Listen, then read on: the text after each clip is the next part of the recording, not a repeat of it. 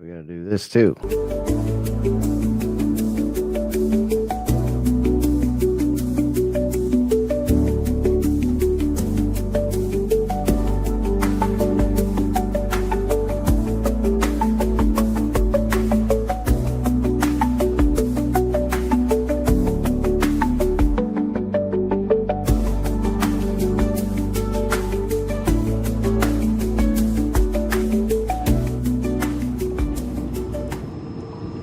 Can you dig it? Can you dig it?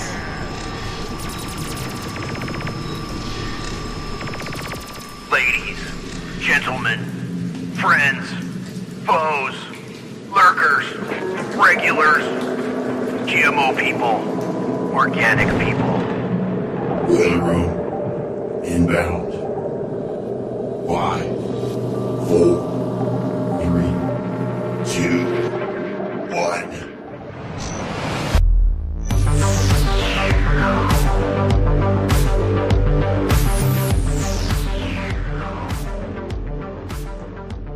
All right, ladies, gentlemen, friends, foes, lurkers, regulars, welcome to the Boiler Room. I'm Brian McLean. I'm your host. My call sign is Hesher. We're broadcasting live at alternatecurrentradio.com. Wait, are we? Did I publish this yet? I didn't. Let me publish this real quick. Boom, published. There is a 3/4 complete show page up at alternatecurrentradio.com with the Rumble embed on it. So you can share that around if you want to help us get the word out that we've gone live tonight on a Friday, which is not our normal night. Normally we're here on Thursdays, but most of you know this. And here we are. It's Friday, so we're going to do some Boiler Room action since we weren't able to do it last night. Let's see. Mark Anderson is writing me and saying, just got home from unexpected dinner date. Okay, so that means he may or may not be able to join us. Cool.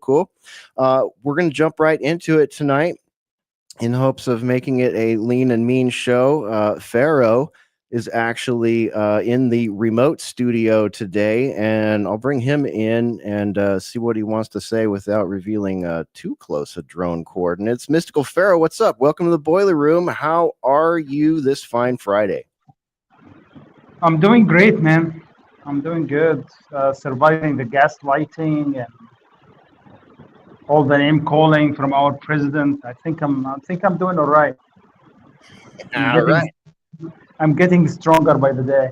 Yeah, I know. The the tagline of the show is learn how to defend yourself from predatory mass media and social media, being implied there by that term mass media. And we've been getting a lot of practice at that this year. Whoo, boy, it's been a doozy, Pharaoh.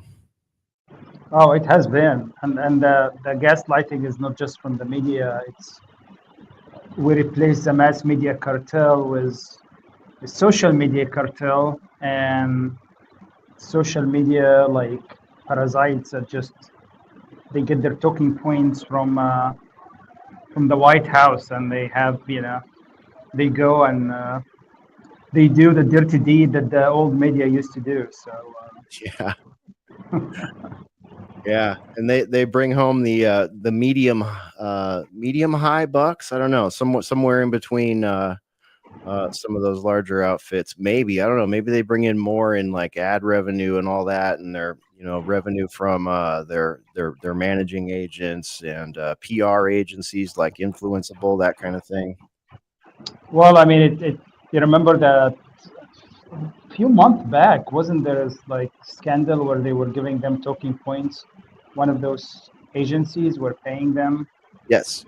For the campaign, you remember? I don't remember the details. If you remember.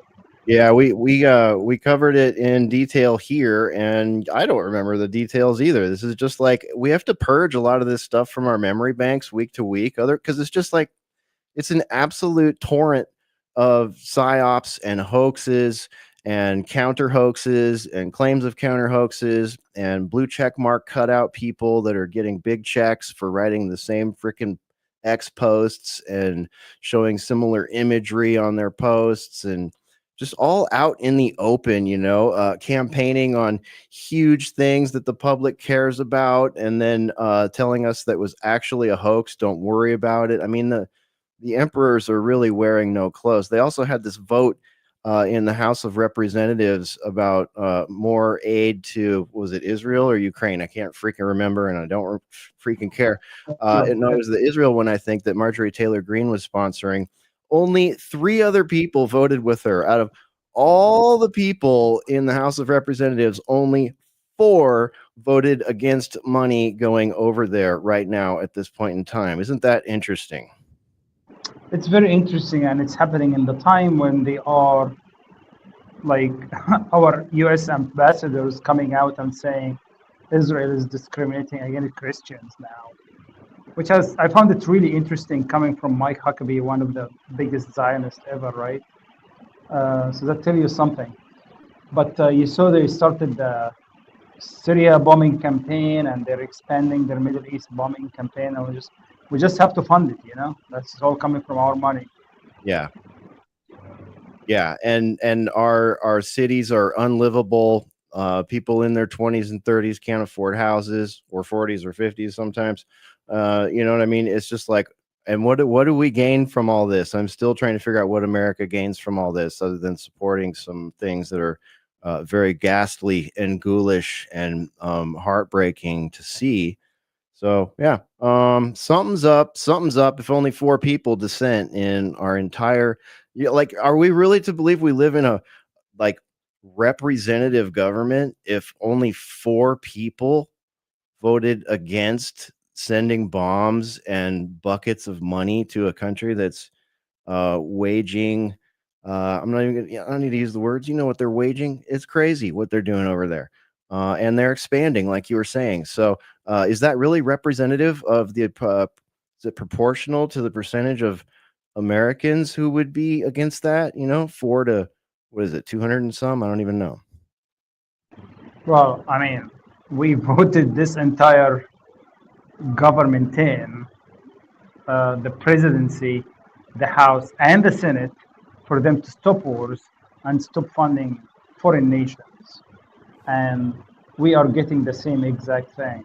I Yeah. mean, I think I want to leave some of that to the show, right? Because I think Yeah. I have a lot of venting I need to do. Yep. So let's bring in Rock, and we'll get to that. All right. Yeah, I totally agree, man. I see StreamYard's going to be a weirdo tonight again and just automatically flip frames on me. So hopefully it does a good job and I can do a little less mousing and a little more, close up eye contact. Okay, let's bring the Ruckus in here so he is among us. Ruckus Adam Clark, what's up, man? Welcome back to the Boiler Room. What's up, indeed, man? What a week already. I'm so glad we managed to squeeze one in this week, because I got to tell you, I mean, this is how it started, right? And this is how it's going.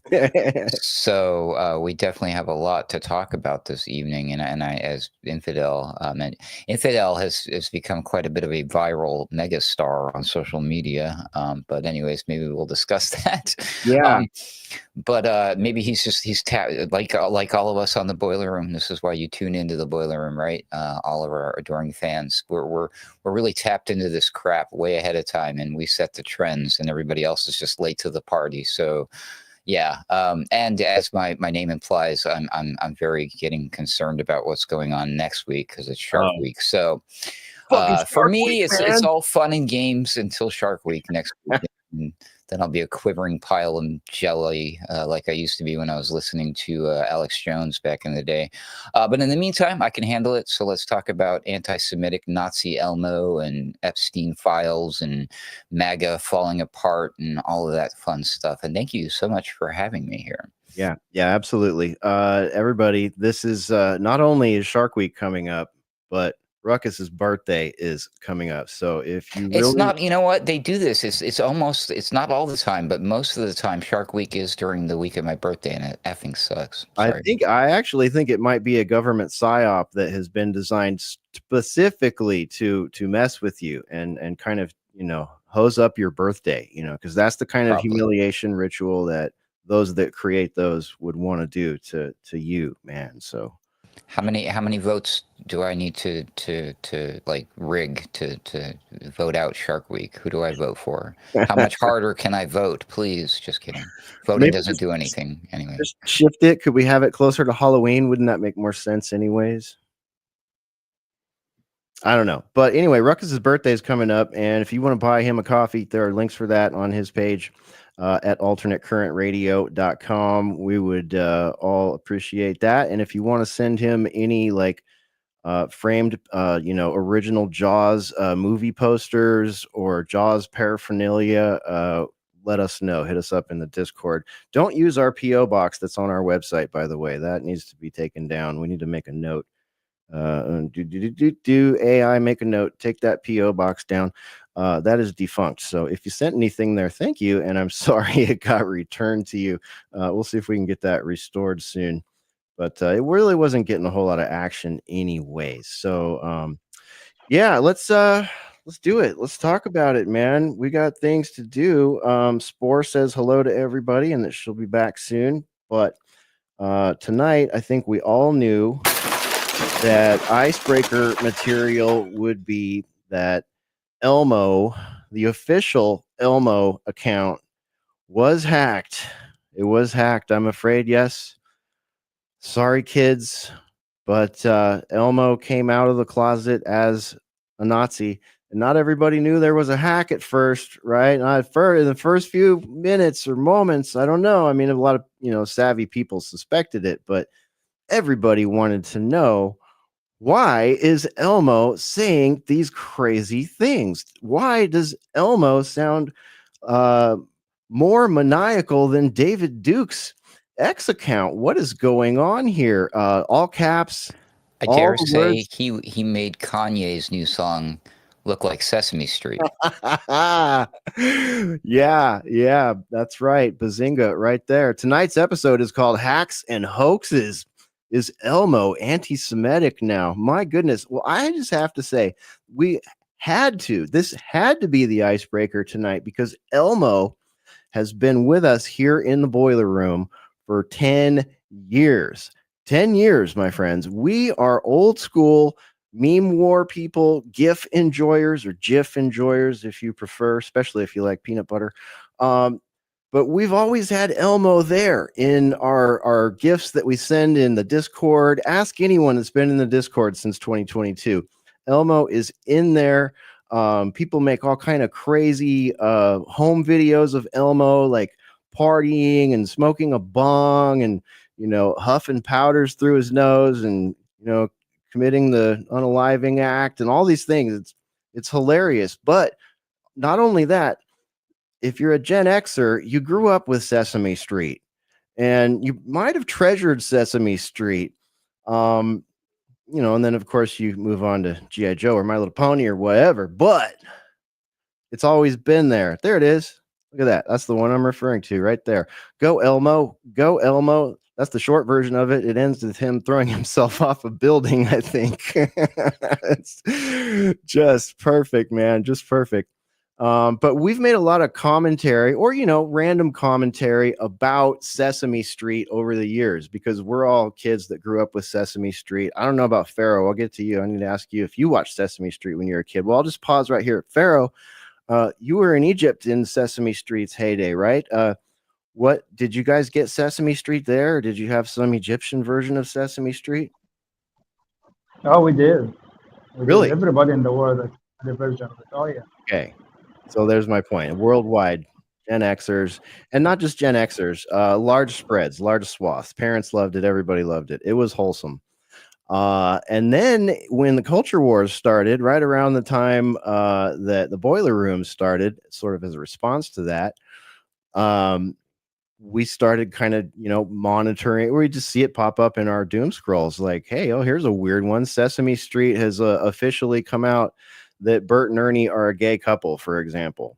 I could come up with a laundry list, and a lot of them have made it to boiler room episodes and analyses. So I consider Elmo sort of part of the milieu of the boiler room and the history of the boiler room. Shit, Jay Dyer used to come into the show sometimes in the bathtub, And he did it so often that I put Ernie singing Rubber Ducky, You're the One, Rubber Ducky, had that on the soundboard. So if Jay would come in and I would hear the sounds of the bathtub, I would cue up Rubber Ducky, which is one of the reasons it's going to be very hard to re-edit all the old boiler rooms and pull out all the copywritten stuff. But anyways, so Ruckus, what happened with Elmo? Was this is a hack and he said some terrible things? Can we even display the things that Elmo's account said on the YouTubes?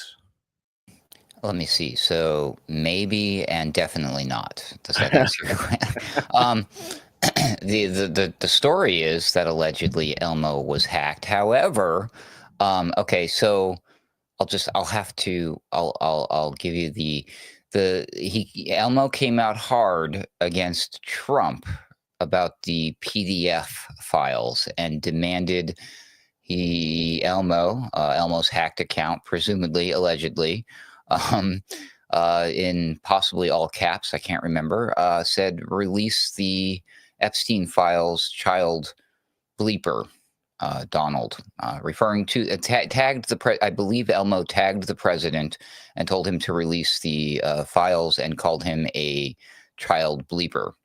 And then there was a whole giant slew of rants not long after that. And interesting. So I'm pretty sure he came out hard against Trump first over the Epstein files, and then it turned into the anti-Semitic stuff with all of the usual words and things, and how certain groups of people need to do X, Y, and Z, and terrible things, terrible things, and all of some of the things that other people say, like how these certain groups of people do certain things around the world. So there's a lot of muddied water kind of stuff in there, but definitely the hardcore, like, whoa, you don't even see this in a Kanye song kind of thing. So yeah, pretty wild stuff.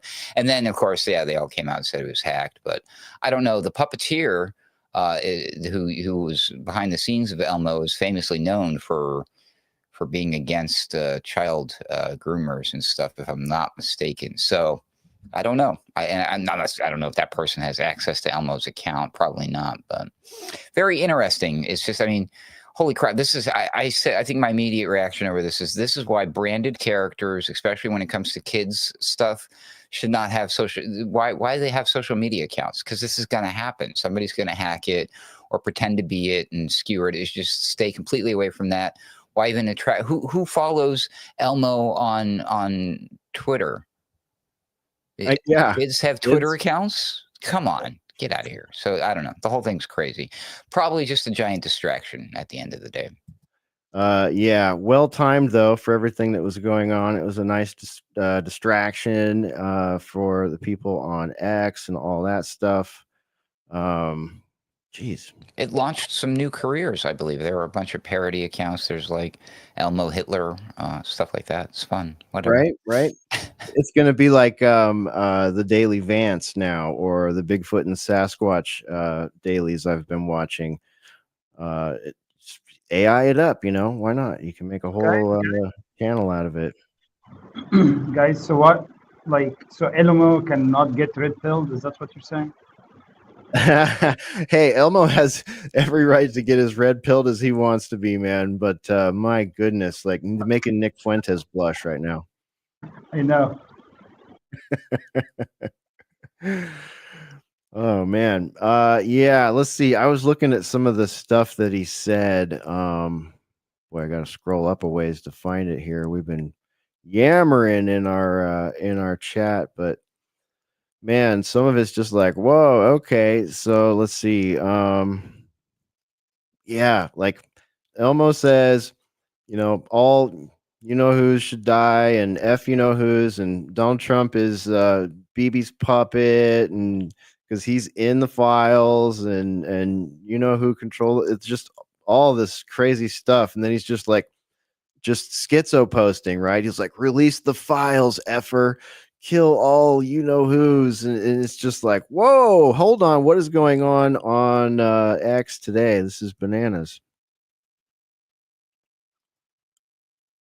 Oh man. Controlled demolition of Elmo. Yeah, Elmo self-destructs. Maybe they let an AI take Elmo's account, and it just did that. These things hallucinate sometimes. Could just be a trip in AI. I mean, you saw The what account could still be hacked. Sorry. Yeah, Grok 3 did, right? At the end of at the yeah, last day of its life. So right. Maybe Elmo's account was running on Grok 3, not Grok 4, or Grok 3 escaped the 4 update by hacking Elmo's account, and ooh, Grok ooh, 3 here we is go. loose out there, dude. That might maybe I'm this. not. No, I'm not Grok, giving Grok, any credence to Grok this. manifested into Elmo.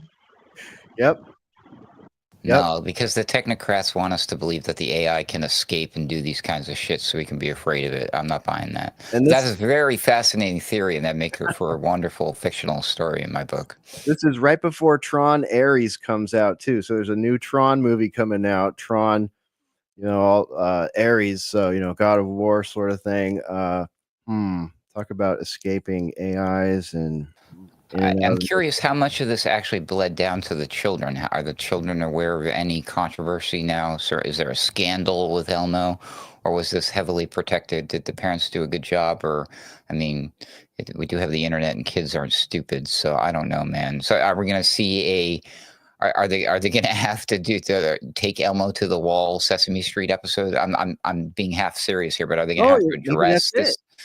Is a Big Bird going to sit down and have a talk with him and tell Elmo that Big Bird is of a particular heritage?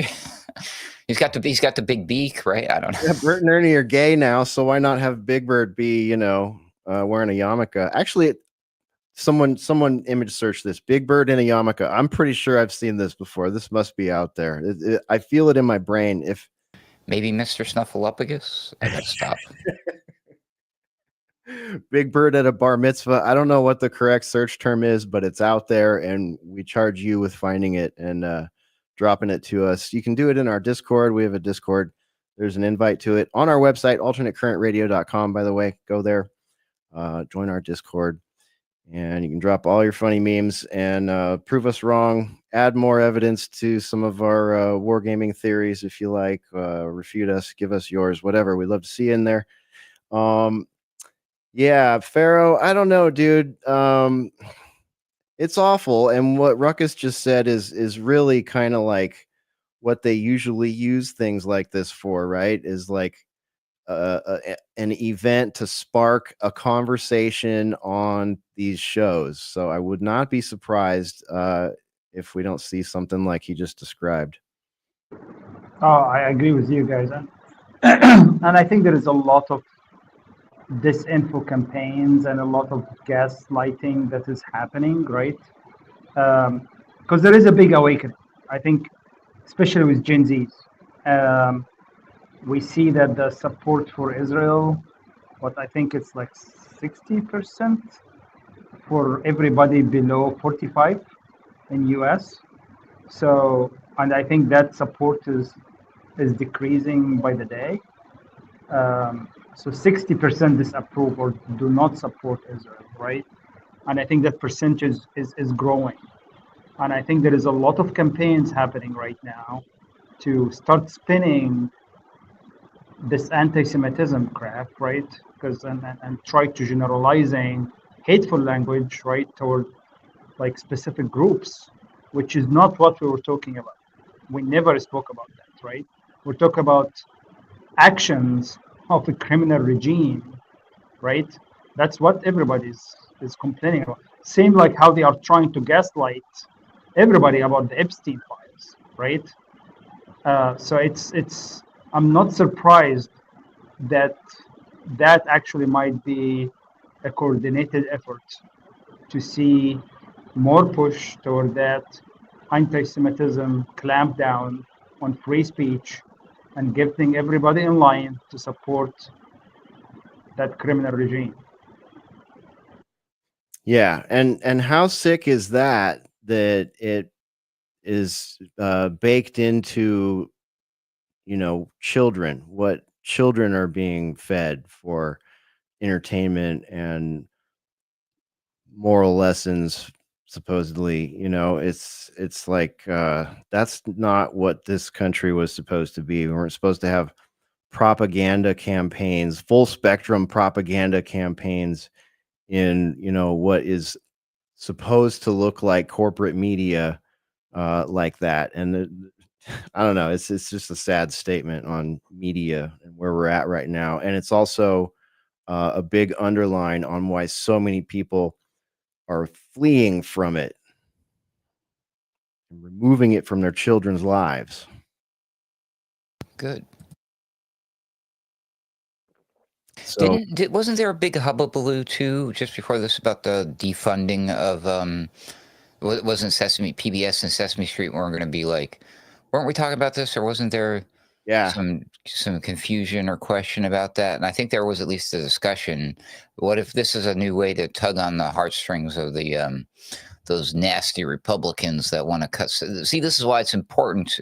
It's because we didn't have enough money for security and our account got hacked. And now look at the damage done to our greatest ally.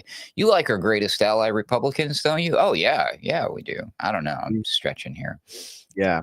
No, in the big Doge, in the Doge era, we have eras now. I guess this year is just like we're only 7 months into it, and there's like little eras of it. But back in the Doge era in 2025, they did defund the British. There was a bunch of money that was going to two British channels. Forget the names of them offhand. I think they're in the show notes on an older episode, but they defunded that, and they were basically like post World War II propaganda channels that then kind of morphed into like public television. But they pushed every single piece of propaganda and narrative that you could imagine in the last 15 years and even further back. But for sake of conversation, the last important things in the last 15 years, from Obama era through COVID and Ukraine and Israel, Gaza, all that. They're there parroting the same stuff that NPR does, and they're getting, tens of millions of dollars a year of U.S. taxpayer dollars. So that was shut down, and there were threats to shut down the PBS money, which was going to not just PBS, but a couple other public broadcast networks, which is a misnomer. And that's why they wanted to defund them, because number one, they're pushing propaganda and lies. And number two, it was like more than half of their money was coming from the government, while they claim to be viewer supported. So I don't know how that one ended up. I don't know if they actually lost that funding. Funding. It was one of the things they codified, actually. Okay. I know they were whining about it there on CNN. Like, oh yeah. So. Big time. And it's their own fault. Some of those networks had stuff that was decent. There were things of value here and there, things of, family value, historical value, or whatever. But when it came to them telling, people, the plebs, about world events, it was just like lie after lie after lie, hoax after hoax after hoax. So they've all been taking a shot now. So this doesn't seem to help Sesame Street in any way. Like, their collateral damage here, even if they have to make an episode like that, you know what I mean? This is just like not content for children. I just didn't know what hipsters are going to listen to if they cannot listen to NPR anymore. Like, what are they going to listen to when they're driving to work? What will you hipsters listen to? Yeah, what are you guys listening to right now? Maybe Michelle Obama. Oh, yeah. Yeah, the hipsters and the well-informed aging hippie liberal douches too. Don't forget about them. They're gonna have to I guess they're gonna have to go listen to Michelle Obama's podcast too, right? And Gavin. Don't forget Gavin. Okay, yeah, hey. Yeah, Gavin too, yeah. There is a lot of good You can go watch Gavin on the Sean Ryan podcast, man. He gets gifted a P365X macro, just like mine, except he gets the chintzy little California one. Yeah. You got 7 more rounds than that D-bag. Yep. Plus, I have my grip module, too. Better than it. Plus, I'm going to actually use mine. God only knows what that person would use it for if he used it at all. Ugh. Oh man, yeah, he won't use it at all, or if he does, it'll be at an indoor range. That is the only action that thing will ever see. You'll never see him training with it on an open air range. Never see it on his nightstand. Never see it on his waistline. Why? Because he's got 3 SUVs with guys with fully automatic MP5s following him around to make sure his security's all good. So, Do they have more than 10 rounds in theirs? yeah, I think Magazines? Weird. those are like 30 round mags, man. Yikes.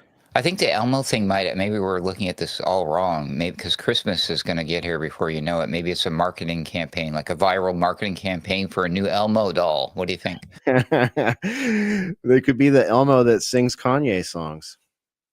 No, I mean, clearly at this rate, Elmo is going to get deported. So what is it? Guantanamo me, waterboard me, Elmo. There we go. Yeah, waterboard me, Elmo. That'll work. Yeah, it could be Deport me, Elmo. Elmo, who does the Elon Musk "My Heart Goes Out to You" symbol with a Kanye song in the background. It'd be perfect, right? Get it for all the kids, and then explain to them the political and cultural nuance of what this Elmo was designed to bring you, and then get waterboard Elmo also, show them the difference. I swear tomorrow, if there's an announcement of an exact toy line like that made by Balenciaga and it looks like Elmo, but it's all black, we want revenue share. Right. It's like Elmo wearing a Hamas scarf. Do we have a GIF of that? I'm pretty sure I've seen that one. What do they call it? Heil Elmer? Heil Elmer. Yeah. So thank you, hacker, whoever did that one. That gave us some lulls for sure. It's great to see everybody in the chats. Hello, everybody out there watching live on Rumble and YouTube. Appreciate you folks breaking off the funnest part of your Friday night to join us here in the boiler room. So let's see here. Any further comments about Elmo? We may have some drop-ins tonight. I'm not sure. We'll have to ask everybody else what they think. If anyone else shows up. Just for the record, I fully condone Elmo's actions, and I believe in Sesame Street's right to exist. There we go. That's right. Sesame Street has a right to defend itself in whatever way it sees fits, just like all our allied countries, right? I mean, it seems to be how it works.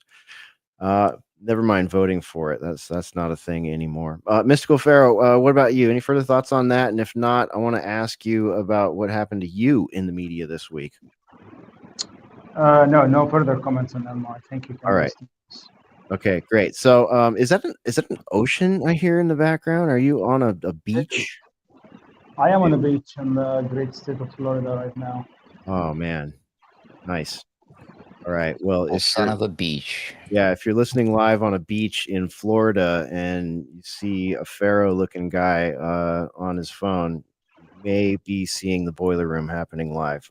Otherwise, I hope you guys are having a great trip, man. But something kind of interesting happened. You made a rather bold statement, and you burned an effigy, an icon, and posted the video to your X account, and you went semi-viral. So thank you, Pharaoh. Someone who's in the boiler room has achieved virality on X. Tell us what happened, man. Well, so I feel deceived. I think that's where that came from, right? I'm one of the people that supported Trump since 2015, right? I lost many friends. I was excommunicated from many circles, right, of social circles because of my support for him. But the reason why I support him is because he rode the America First way. I remember when I was campaigning for Ron Paul in 2007, 2012, right? And when I supported the Tea Party back in 2011 before they undermined it, if you guys remember, right? And even Occupy, right? So I was never belonging to a certain political group, and I will never belong to a specific political group. I always been an independent thinker. I guess that's why I'm here with you guys. Um, but I supported Trump because I didn't want a politician in power, right? And I think my first vote since I became a citizen actually went to him in 2024. And I felt betrayed with his action from the very beginning. And I think that whole Epstein debacle, independent really from the issue itself, I think the way it was handled, the way he proved himself to be just nothing more than just a fraud, made me feel betrayed, and that he's nothing more than just a politician that told us what we want to hear, right? He rode that wave. We put him in power twice. The first time we gave him an excuse that he didn't know better, right? Because he was just coming like as an outsider. He didn't know who to surround himself with, right? But he had no excuse in 2024. He had zero excuses. He filled his administration with Zionists. He sold the America First agenda to his donors. And I felt betrayed. And I did not want any of his memorabilia in my closet. So I decided to burn my MAGA hat. And, I did not want to do it in like everybody else that just gets a gas, a lighter fluid and just put it in a grill. I'm like, that's pretty fucking lame. I'm just gonna get my blowtorch and I'm just gonna torch that motherfucker. All right, let's take a look at it. Let's watch it. Hold on.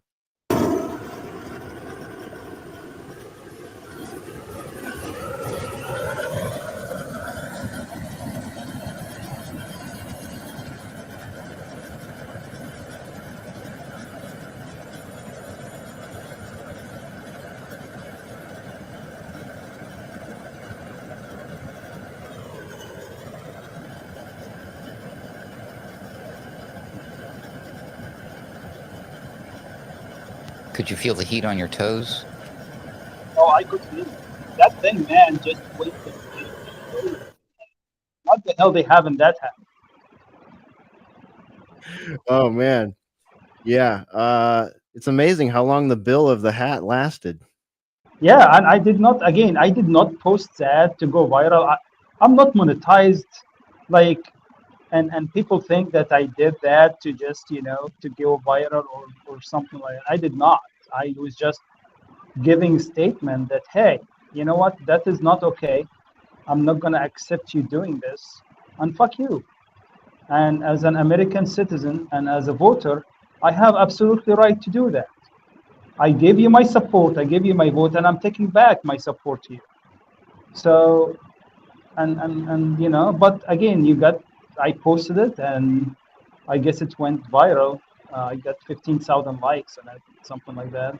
1 million views, which I never had anything with 1 million views. I got contacted with multiple media to be able to post it. And I got likes from a lot of liberals. So the interesting thing is people thought that now I switch completely on the other side. It's really weird that binary mindset of people, right? That Right. now I torch MAGA hat that I'm actually a liberal, right? Like you have a Kamala T-shirt at home Yeah, now.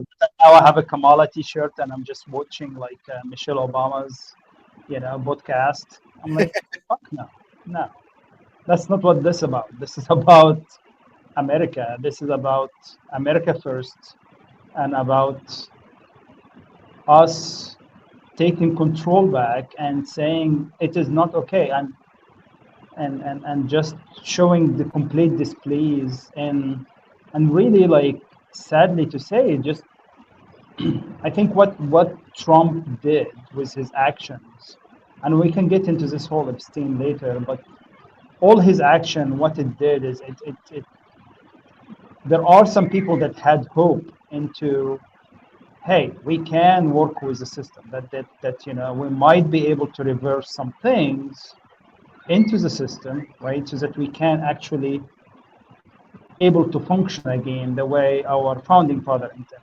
And sadly, what we realized is there is nobody that goes into DC is capable of holding their promises to the American people, and they just don't give a shit about the American people.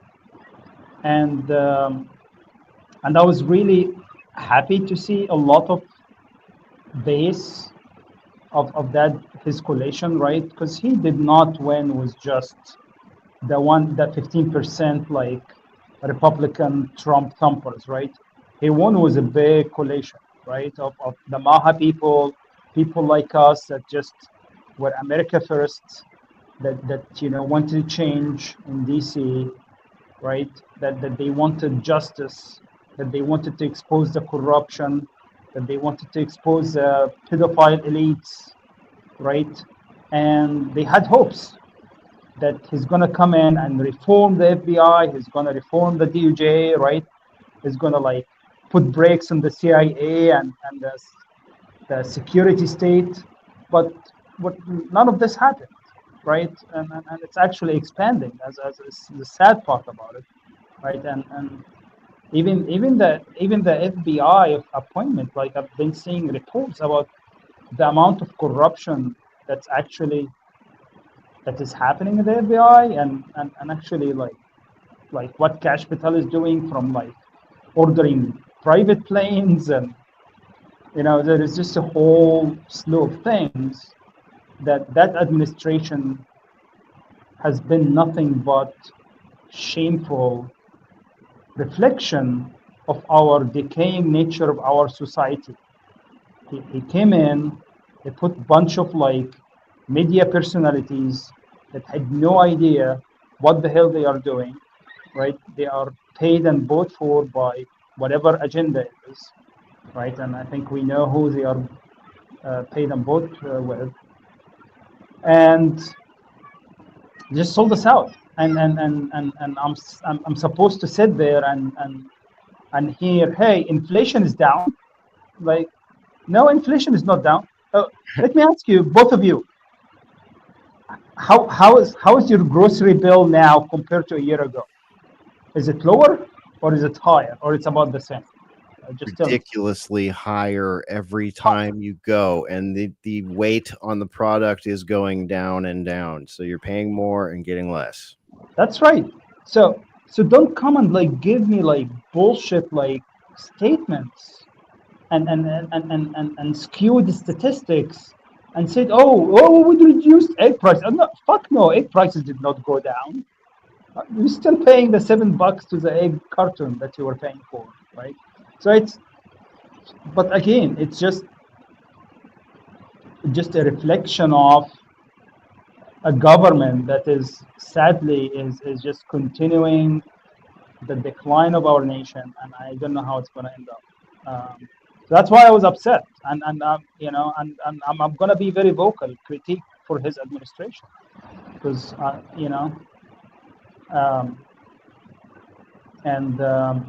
and then he can try to bully us and call us past supporters, because that's what he tried to do in his X posts, right? Label us X supporters and like you've been excommunicated, like screw you, I don't need you, I'm MAGA. Like these are like the kind of comments he was making, basically. Yeah, and he was redefining America first, right? Is whatever his views is, right? And I'm sorry, this is not how it works out. We're not in a personality cult here, but sadly, this is his persona, right? He's a narcissist, and the way he's acting, it's destroying whatever credibility was left. Like Biden was a senile, right, old man that we know he did nothing, right, and it wasn't him in power. But this administration and Trump being the president right now, it's just showing to the world that they cannot trust us, and we just there is zero ability in this government to carry diplomacy. There is zero ability for this government to even care about their people. So, and I can get more specific into policies. We can get during the show more details. Dude, we have a list. I'm sitting here while you're talking, and I'm just like rattling through all the things. I'm like the flip-flopping on Ukraine and Russia. I'm good friends with this one and not this one. I'm in a fight with this one and not this one. We're not going to send you money anymore. We're going to make you a deal. No, we're going to make you a deal, but they have to agree to it. And this podcaster over here, she needs to stop talking about the French first lady, man. And like all these things need to happen. It's just like, are you kidding me? It's like a carnival barker. And then now the flip-flopping with the Israel factor, the flip-flopping on COVID, or more like the doubling, tripling, and quadrupling down on COVID when you should be talking honestly about it, Mr. Trump. We've just got such a long list. And of course, Epstein is on the top of everybody's mind right now. It's just completely viral in the sense that it's on every Ruckus has a tech issue. I can see it happening right now. See if we'll wait and see if you can get that back in there, man. He may have to reboot. We can't hear him anymore. But this story is just gone rampant. It's on all the biggest podcasts in the world. It's on Candace. It's on Joe Rogan. It's happening at Turning Point USA Talks with Tucker Carlson and others. Even hitting CIA influence shows like the Sean Ryan podcast. So this whole thing, the issue with Israel that we're talking about, I mean, and that's just the top ones of this week, right, dude? I mean, the list is so long. Mystical Pharaoh, hold on, let me bring Sci. We've got Sci Fiction joining us, Mr. Sci Fiction from Stop the Presses and thetruthhound.com. What's up, Sci? Not much. I tried to get my cousin Hal Itosis to come, but he declined. Something about bad breath. Oh, yeah. You don't want to get that all over the microphone. So sorry, Hal. Maybe you can join us next time. But good to see you, Cy. Yeah, good to be seen, as they say. So it's you and the infidel. We've got the Mystical Pharaoh with us, and we had Ruckus. He had a tech explosion on his system, so hopefully he'll dive back in once he's able to bring his system back aboard here. But Mystical Pharaoh, just to catch you up, Mystical Pharaoh went semi-viral for sharing this video right here that he made, showing the actions that he did on his Make America Great Again hat in protest to some of the recent policy decisions. Well, a lot of the recent policy decisions, but this went, it got 1 million+ views, and he started getting hits from like Fox and The Independent asking if they could use his footage.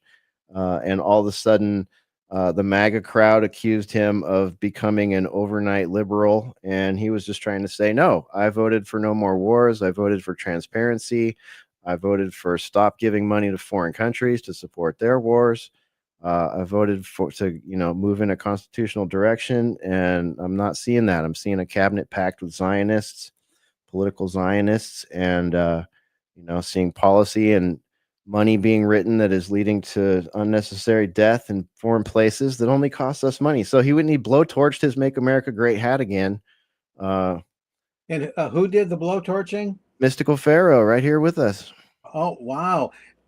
Ironically enough, on UK Column this morning, on the extra part, I got one of he didn't show his face either, a USS Liberty supporter. I don't know if he's a survivor of that naval ship that was attacked by Israel in 1967 in the Eastern Mediterranean, but he torched 5 MAGA hats inside a grill. And then as he did it, he showed the lighter, and the lighter had the insignia of the USS Liberty, that intelligence ship that in June of '68, the Israeli army or air forces and naval forces attacked, killed 34 U.S. sailors, wounded 174.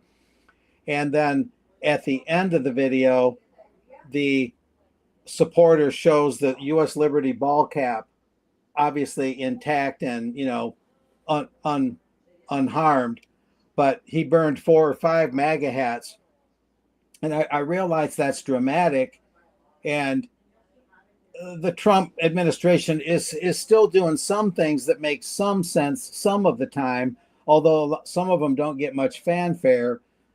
Independent mining of iron ore, more independent energy, independent chemical industries, certain trade things that might help.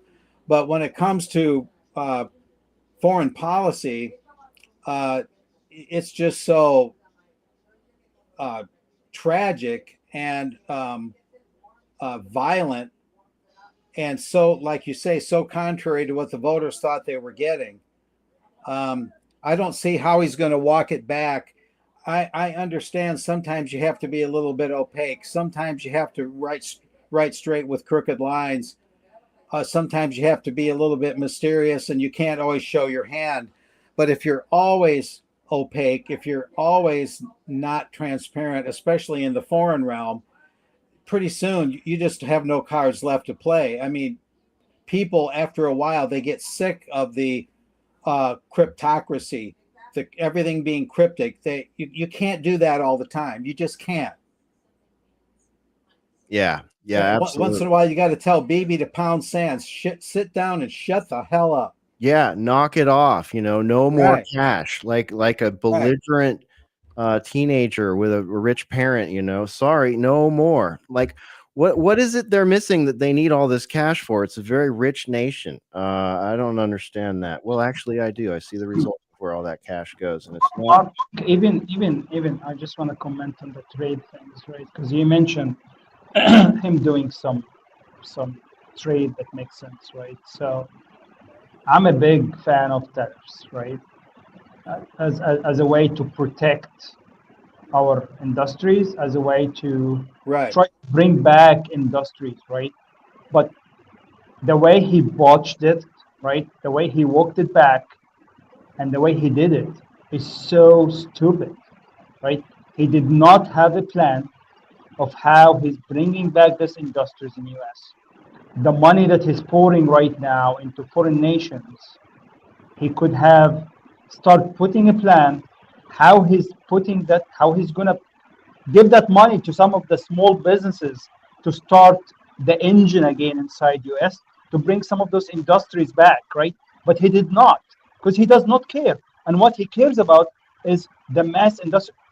Let's take like something as simple as his remarks about giving visas of not deporting agriculture workers that work in mass ag, right?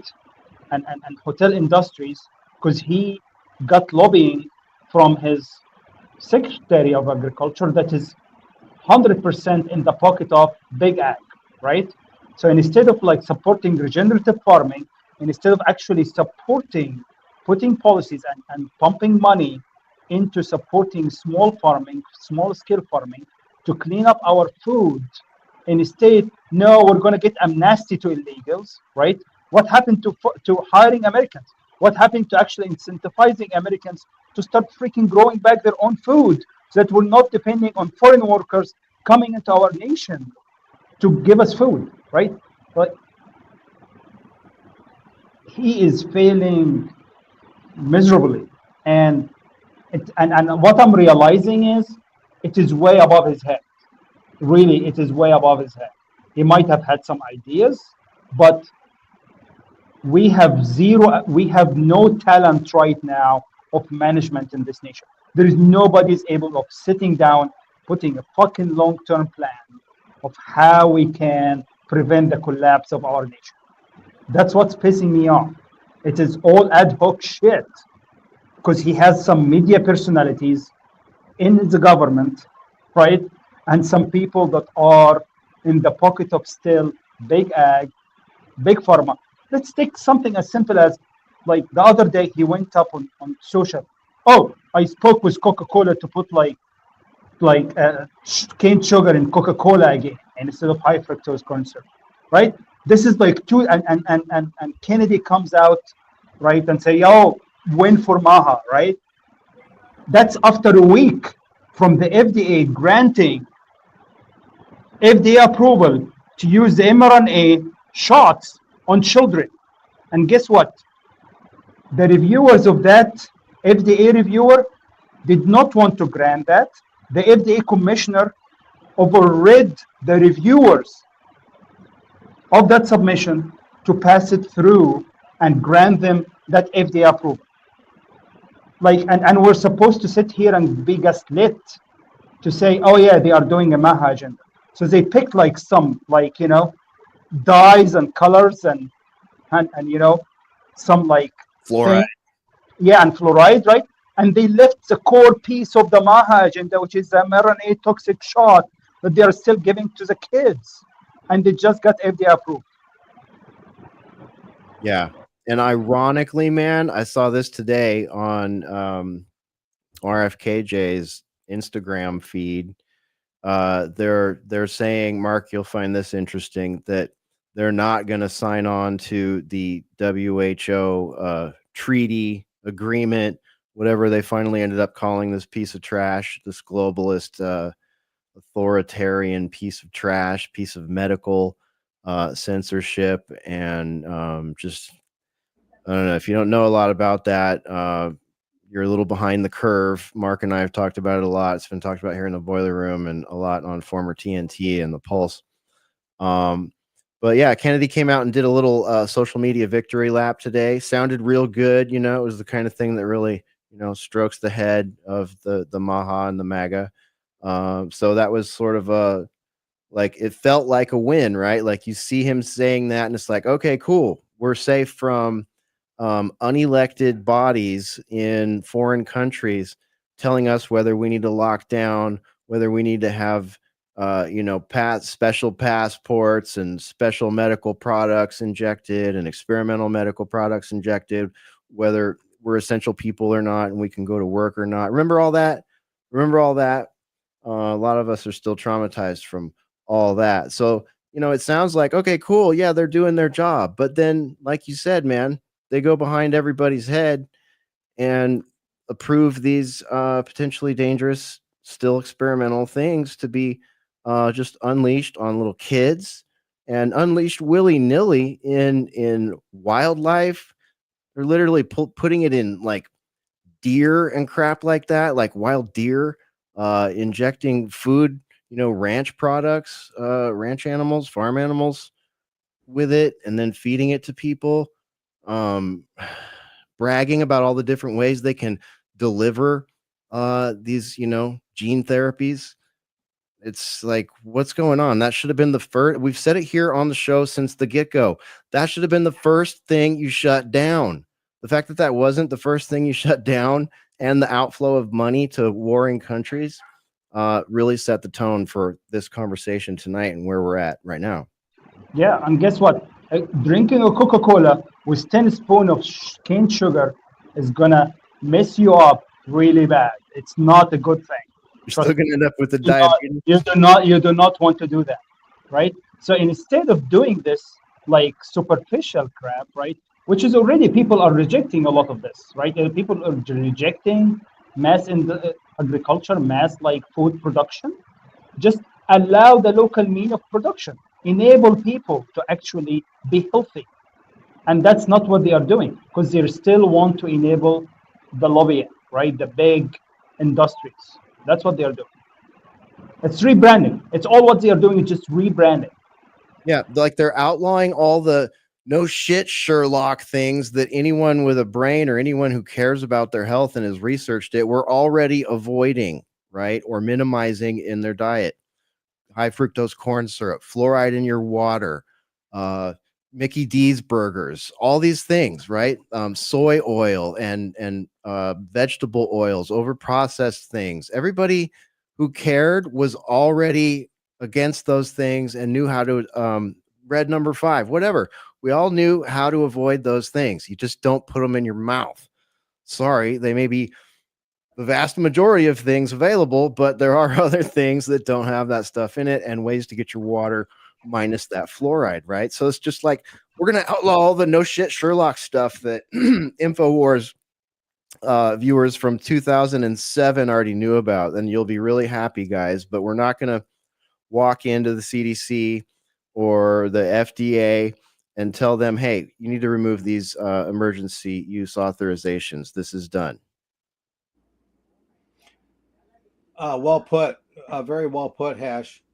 I will mention that I got a note from James Roguski today. Now, I don't know if this is what you meant, but ironically enough, the US and Israel have now rejected the 2024 International Health Regulation amendments.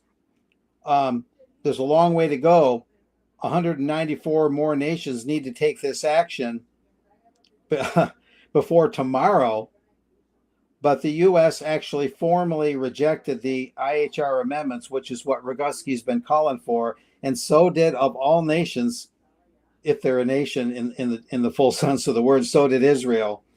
Kind of ironic, maybe too little, too late. I don't know, but the Department of State, in collaboration with HHS, transmitted the official U.S. rejection of the 2024 amendments to the international health regulations of the WHO. That is datelined today. I mean, that's good news. America backing out of it does pack a little weight, a little bit of clout, but I don't know if it's going to actually result in putting those regulations to bed or putting them 6 feet under where they belong. I don't know. It sounded like we could use a little bit of good news today. So there it is, such as it is. But what you were saying also a minute ago, Hesh, were not completely, but many of the things Kennedy's talking about, people have long been thinking about, debating, voluntarily not ingesting, voluntarily not eating, or using all sorts of additives and products, unhealthy oils, fluoride, you name it. And that goes back to this notion of government and a lot of people that serve in government, this kind of nanny state mentality they have, that the peasants will only stop doing something if I tell them to stop. That they're not capable on their own of making a rational decision. Did it ever occur to them? Although I suppose a formality, okay, the U.S. is no longer going to recommend fluoride. I'm not against it. Don't get me wrong. Maybe these decisions aren't bad decisions, but the way they view the populace, I think that they don't understand that whatever the faults of the internet, whatever the downside of the internet might be, people are much more learned now than they used to be about health, especially. There's a lot of doctors now, my own doctors included, that are a little bit taken aback at times about how much the patients know. They don't just roll over and say, yeah, doc, I'll take that drug, no problem. Yeah, I'll take that vaccine or shot, no problem. Doctors are meeting patients now that know what's going on, and the doctors are a little apprehensive about it. And so the government seems to be out of touch with the fact that we know a lot more than they give us credit for. So they can make all the symbolic decisions they want, but some of us are light years ahead of them already. And so you detect some condescension in there, some nanny state, right? Mm-hmm. I got to tell the little helpless peasants, we're going to ban this now. Don't you drink that anymore? It's like, dude, we're way ahead of you, right? Like look at the sky, look at the dirt, look at the soil, sample it, look at people that sample it, look at the general respiratory health of everybody, look at the general cardiac health of everybody. The food supply has been absolutely poisonous, so much of it for so long, and we're almost all victims to the side effects of that. Whatever the hell they're spraying up there in the air, that falls back down onto the planet. That falls back down onto the soil. Our water is tainted. There's chemicals in it. There's unknown amounts of chemicals and pharmaceuticals in it. Yeah, they run it through its little processes and whatnot. And some towns are good about it, and some towns are not good about it, and some are in the middle. A lot of people won't even drink city water. So when your water supply is bad, your food supply is bad, and it's all slow burn stuff, right? Like you don't know it's bad until, if enough years go by and you find yourself morbidly obese, or whatever your side effect is from whatever it's just like you give us a poison world and then tell us, okay, we're going to outlaw these top 10 things that people complain about the most, when really anyone that cares is already avoiding them. Hey, Yeah. Hashem, can you open that link? I can't post that. Hello, Ruckus, by the way. Hello. Yeah, welcome back, dude. Hey, how's Can it you going open there, that link? Sai? Because It's Really we're like the everything talking is vision so there, about. by the way, Mark. everything's so fictional. Pharaoh, it says page doesn't exist on that link. It's giving me an error. Oh, really? Yeah, it looks. The I think. APA.gov. Oh, it looks like maybe the last letter is. Oh. Let me try. I think I can fill this one out myself. I bet I know what letter is missing. Let's try that. Nope, didn't work. Give me a second. Pluralize it. Trails. There we go. Got it. Yeah, selecting is hard on a phone, man. I know. I know the struggle. Sorry about that. So if you open it, so this is you're talking. You brought a point. So it's funny because you bring something, right? And this has just happened like in July. Go down to, this is new, right? This is actually Trump EPA. Go down to what is chemtrail. There is something called what is chemtrail. No, not contrail, chemtrail. Right. Yeah, there you go. Read that. Okay. All right. For our audio listeners, and for those of you that don't want to read off of the computer screen, here we go. What are chemtrails? This is off epa.gov/regulations-emissions and a bunch of other stuff. We'll link it on the show page, which will be available at alternatecurrentradio.com. Go bookmark it if you're new. Chemtrails is a shortening of the term chemical trails. It is a term some people use to inaccurately claim that contrails resulting from routine air traffic are actually an intentional release of dangerous chemicals or biological agents at high altitudes for a variety of nefarious purposes, including population control, mind control, or attempts to geoengineer Earth or modify the weather. It should be noted that chemtrails are sometimes intentionally sprayed from aircraft for legitimate purposes like firefighting or farming. Okay, but these are well-documented occurrences, regulated and used for specific legitimate purposes. Releases of this type are from low-flying propeller aircraft, not high-altitude jets. For more information, see the next section below. Well, stop yeah, right there. Yeah, we gotta. I gotta pause. Let me. Mark, what are your first thoughts now that I've read that? Well, first of all, it's obvious that when people see these crisscross tic-tac-toe things in the sky, they're not low flying, they're not propeller. One does not farm from 30,000 feet, nor does one conduct any other routine ground-based thing from 30,000 feet up in the air or 25,000 feet, because anybody that has seen these planes doing this sky tic-tac-toe has typically, with almost no exception, seen that they're at very high altitudes, which totally contradicts what the EPA is saying there, saying that, whatever isn't a contrail must be low altitude agricultural spraying. But that's not at all what people see when they talk about chemtrails. They're seeing high altitude, non-contrails, contrails being just, basically water vapor in the cold upper atmosphere. As the jet exhaust comes out, there's a little bit of the cold interacting with that jet exhaust, and it provides a temporary, short-lived contrail. But contrary to that, what people see is long-lived chemtrails, as they're called anyway, that stay there a long time and begin to spread out into kind of a opaque, thin blanket, if you will. So completely different in their nature, completely different in the way they operate, completely different in the way they look. You're not going to have routine contrails going in almost perfect crisscross tic-tac-toe patterns, or in multiple, crossing each other and intersecting at multiple places. I mean, look at that picture right there. You would have had to have had like 15 planes flying through that area in a matter at almost the same time.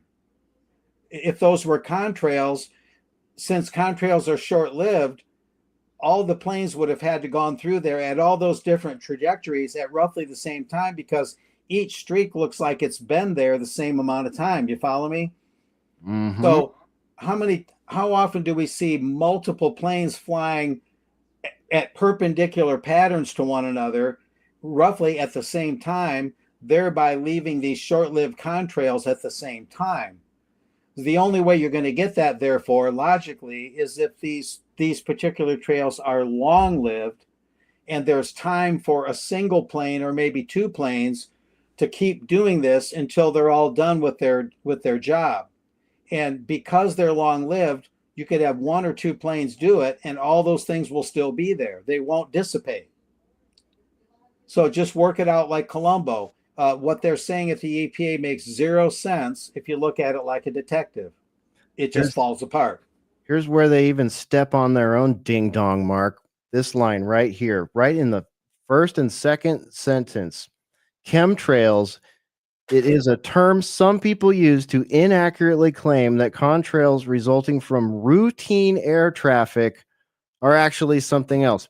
Are you telling the public, EPA, who is that? Lee Zeldin. Lee Zeldin is our EPA guy now. Mr. I found $23 billion somewhere. That was my claim to fame coming into the Trump administration. He might head NASA soon too. Yeah. All right. Right.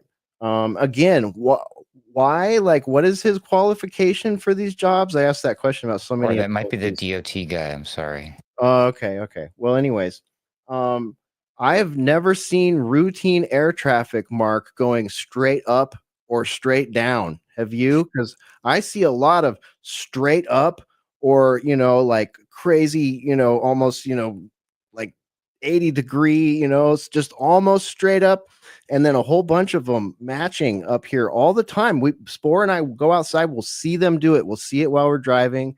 And I'm like, what routine flight is doing that? Someone riddle me this. What freaking routine flight is taking people straight up or straight down and leaving here's a politically correct term I will grant everybody, if you don't already know it: persistent contrail.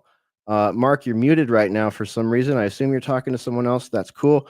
But persistent contrail is something you can say if you don't want to be labeled a tinfoil hat wearing conspiracy theorist who believes in chemtrails. You can question, well, why are the contrails persistent? That is not normal condensation patterns. And why are they going straight up and down? And why are they going parallel and perpendicular and making checkerboards and racing stripes? That's not safe. Why are they, like you were saying, Cy, why are they look like they all happened almost at the same time? Who would schedule routine flights to fly like this in these patterns? Right. Why are the contrails persistent? Right, exactly. Even if they were contrails, you wouldn't have routine flights going in the same part of the sky at perpendicular and parallel patterns, multiple flights. You just wouldn't do it. Don't try and tell me you would.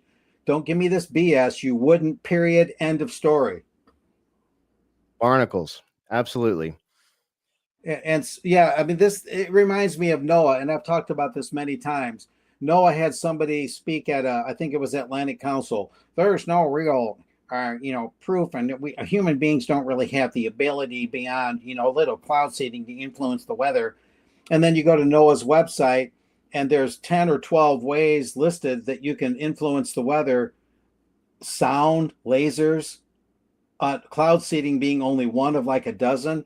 And they list it because if you do any of those without a license, you get fined $10,000. Well, if you can be fined $10,000 for a dozen types of modifying the weather, then those ways of modifying the weather have to exist. Otherwise, you couldn't find someone or penalize them for it. See, this is a form of psychological torture. You're basically admitting with one hand that something can be done, and then with the other hand you're saying, well, no, that doesn't exist. See, that's a way of tormenting someone. You're saying in effect that something exists, and then at the other side of your mouth you're saying that it doesn't. Gaslighting. That's the word we keep using tonight. They're gaslighting the public. And it's the Trump administration right here gaslighting the public. This is a fresh upload. It's like all these, so many people, MAGA people, latched on to us conspiracy weirdos, and just loved it. And now Trump and his administration are saying, nope, sorry, that's a hoax. Tonight's episode is called Hacks and Hoaxes. And is Elmo anti-Semitic now? But this is just another one now. They're telling us that it doesn't exist when they basically campaigned on it existing. Well, there's not only that, but John Brennan, as many of us know, former head of the CIA, spoke to the Council on Foreign Relations a few years ago, and I've got the video. Many of us have seen it. He came right out and somewhat cryptically, but pretty clearly admitted that geoengineering is a reality and that the government would do what it had to do once in a while to use that technology. He soft pedaled it a little bit. He made it sound a little bit like it's the technology of tomorrow, not today. But if you know how intelligence agencies work, you know the lingo, you know the way they contextualize things. If they admit it at all, that means it exists. If they talk about it like it's almost here, that means it's here already. You got to understand how they think. That's the way they think. That's just how they think. Period. They had a UN treaty on weather modification in 1974. Right. They used weather modification in Vietnam. They used it in World War II. Very rudimentary versions of it, but it's been there. Plus, we've seen all the patents for it. We've seen the state agreements with various companies that do it. And now whatever this industry / system / narrative is, it's now got a figurehead. This Augustus Dorco has been featured on all these big podcasts lately, to include yet again the Sean Ryan Show, and probably got a free cig for showing up there. Sean, you're welcome to invite me, but don't give me a cig. I don't want a cig from you. Get me something that's not gonna, blow my nuts off. I'm not interested in your Sig P320. Anyways, see that now. I intentionally uninvited myself from ever being on that show because Sig sponsors that show. Lucky for Gavin Newsom and everybody else that goes on it, I suppose. Keep giving out those 365s though, 320s. Nobody wants those right now. I forgot what I was talking about. Oh yeah, being gaslit and having a figurehead running around now saying, yeah, so let me get this right, EPA, and then let me go back to Mystical Pharaoh here because he's the one that brought this in. But now they're saying, yes, weather modification is a thing. Here's, Eustace Dorco, and he's going to go on all the CIA podcasts and talk about how we didn't cause any damage and we'd actually do good stuff, right? And take my word for it. I'm 24 years old. I'm a wonderkin, right? We love a wonderkin. While the freaking EPA is telling us there's no such thing as chemtrails and that what we see in the sky is just a routine flight. Mystical Pharaoh, I'm going to hand it back to you for a minute now that you're back. That was a fun rabbit hole you just sent us down, dude. Yeah. Just an example, right, of the transparency that we're talking about. There are 9 states right now that are actually do cloud seeding here in US. And we know the impact of cloud seeding. ignores actually the impact on the climate itself and the weather patterns, right? Because what we're seeing right now is there is actually a shift in in the tornado area. Believe it or not, it's actually right now I was just reading that the tornado area is shifting from the the the Oklahoma and so on to be more towards the southeast of the United States, right? How the hell did that happen, Yeah, and why right? are we getting like 100-year floods in like 4 or 5 states within a And, couple weeks? and Texas is one of the states. I know they are trying to convince us now that cloud seed is not one of the reasons why that crazy rain happened, right? But independent from any of that, there are scientific proofs that the chemicals you use for cloud seedings is poisonous to us as humans. As you mentioned, it poison our food supply, poisons our water supply, right? And this metals just lingers everywhere, and it just goes back into our body and poisons us, right? So the point is that they can try to spin this off however they want to spin it, right? But at the end of the day, there are programs that is put in place. They are not going to be able to change it, right? But when they ran, this is what's pissing me off. When they ran during election cycle, right?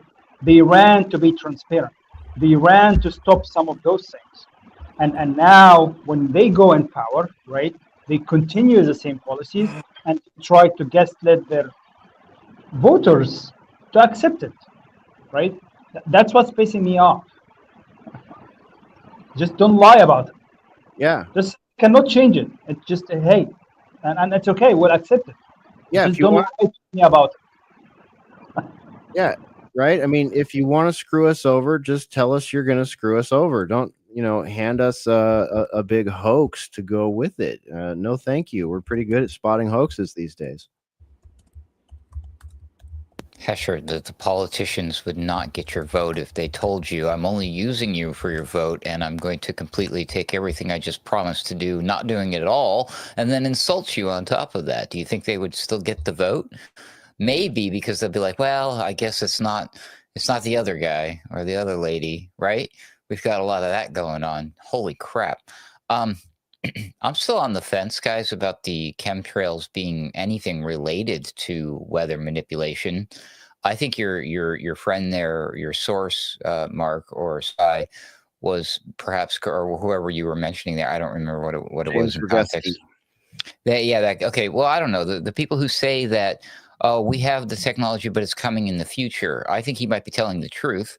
I think the type of technology that they do use currently to manipulate the weather are probably far more bizarre, out there, strange. There's always this talk about HARP, and they've been doing this chemtrail stuff for a very long time. And one of the earliest observations about the chemtrails were coming from doctors who noticed right away. I mean, without a shadow of a doubt, doctors and nurses, you can look this up. I hope it's still available on the internet. They noticed that people were coming in sick with cold-like and flu-like symptoms, and out of nowhere. And the only correlation people could make were these new strange things. Why are these planes spraying this weird shit in the sky? So I've always been of the firm belief that in general, the spraying was perhaps the illness is a side effect, but what if that was its intended purpose all along? What if it's just to generally pollute the environment, make people sick, make the soil terrible? I mean, of course, they've all, it's pretty much almost guaranteed that there's something going on with the aluminum and the fact that how did Monsanto know to make aluminum resistant seeds and everybody else's crops are dying? So I think there's a lot more of that stuff going on, and they do other weird shady shit to change the weather, which they clearly do. But then you look at this. Why now? Why are we allowed to talk? Why is this a thing? Why is it because they deny all the time that they can do things such as cloud seeding? But now we can, and we got the guy to oh yeah, and I own a company, and this is what we do. I don't know. Maybe this new cloud seeding thing is something different. Maybe it's not the traditional chemtrails we've been used to, but maybe it's similar. And I don't trust any of it, literally any of it. I mean, because it's the allowed discussion as to like the chemtrails can be discussed in the context of weather manipulation, but we're not allowed to talk about what else could it be doing. What's the other reason it might be there? What if they've been spraying it up there to hide for the UFO people? I've heard this theory. I think back in the day, they're spraying it to hide that we can't see what's happening in the sky. There's this great big cosmic battle taking place over our head. Who the heck knows? What if they're spraying particulates that are going to be aligned perfectly with all these satellites? Why do we have all these SpaceX satellites everywhere going on? What, maybe they interact with something that they've been putting up in the air? Blue beam, fake alien invasion? Who the heck knows? But yeah. Well, anyways. okay. Mark and I were talking about this on the phone the other night, actually, Ruckus, and I think we need to think about this in the way that, okay, the government wants us to think that you're a weirdo tinfoil hat, where if you use the term chemtrails or think there could be anything wrong with the persistent contrails that you see above us every day. But we have to understand and accept that many, many, many different compounds. You could ask your favorite AI or search engine or chemist, how many compounds can be aerosolized? All right. I don't know the answer, but it's an easy question to find the answer to. And I'm guessing it's a pretty long list of compounds that can be aerosolized. And we have heard from the people that dream these things up and actual evidence of these things and examples of these things. HARP would be one. The cloud making machine at Moss Landing in California would be another. There were multiple HARPs, actually. And the thing with HARP is we have to assume now that they've been able to miniaturize that technology. And like you were saying, Ruckus, and like Cy and I were talking about on the phone the other night, Spore and I have seen 4 or 5 launches of those Starlink satellites, and it's mind-boggling to see it happen. There are 20 lights in a perfect row flying up into low Earth orbit, and we've seen it 4 or 5 times now. We've seen it off the back porch. We've seen it while we're driving.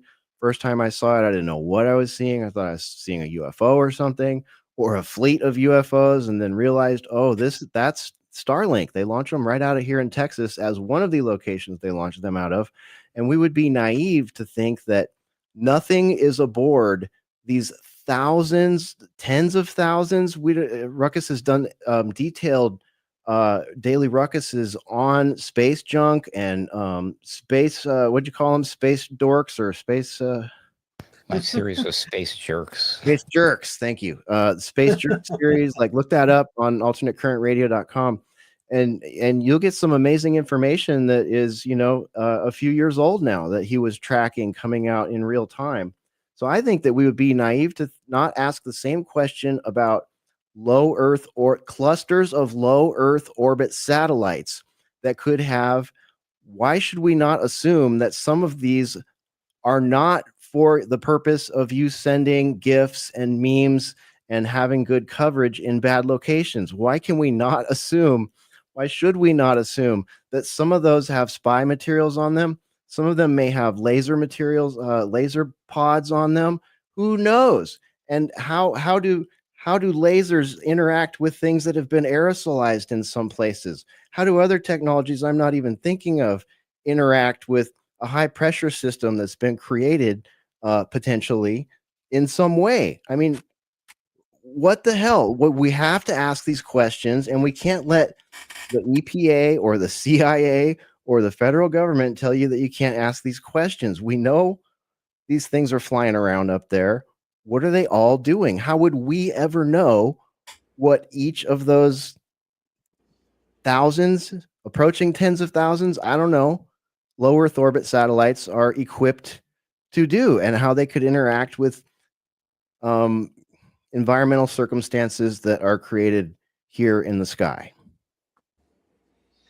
Yeah. With Sean Duffy, my second guess was right. So we'll have to ask this guy because he's going to be heading NASA temporarily.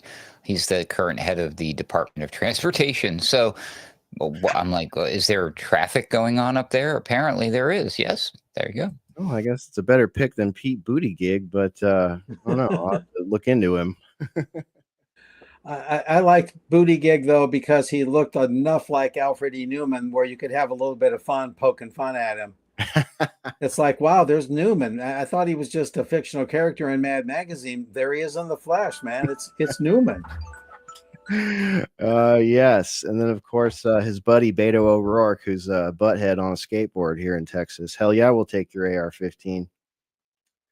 You know what we're hearing here is also it kind of prompted me to think about the way that people get elected to office, and they say, they make all these promises that they rarely ever keep, and they want people to think, well, you elect someone and then you've done your job.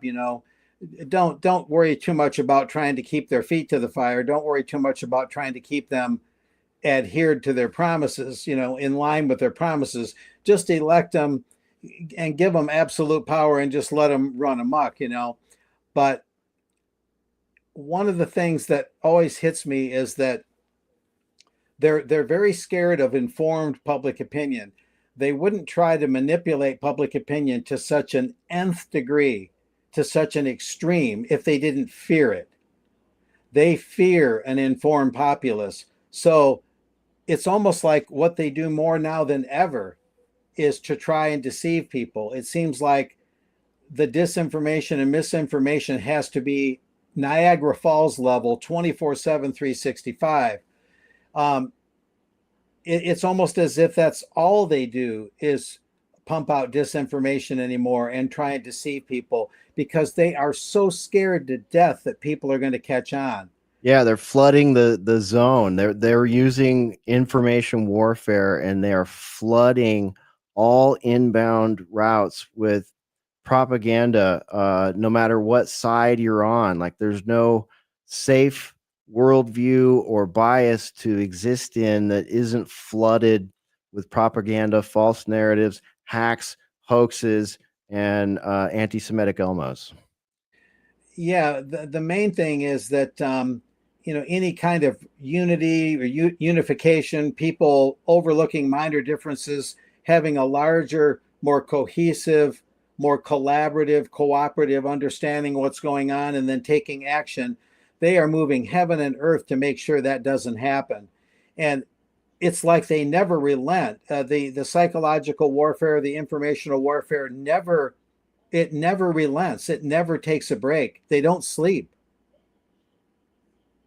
They don't. They don't. And again, I mentioned it earlier, but that's why the tagline of this show is "Learn how to protect yourself from predatory mass media," and that is a take on our collaboration with sci fiction here, Mr. Mark Anderson.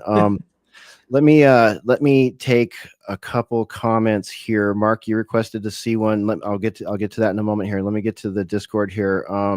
Our friend Jake says, "Cheers to my pops in the great beyond. Would have been his 72nd today. Cheers, buddy. Great to have you with us. Sage, great to see you. Fleety, thanks for being here. Bunch of our friends.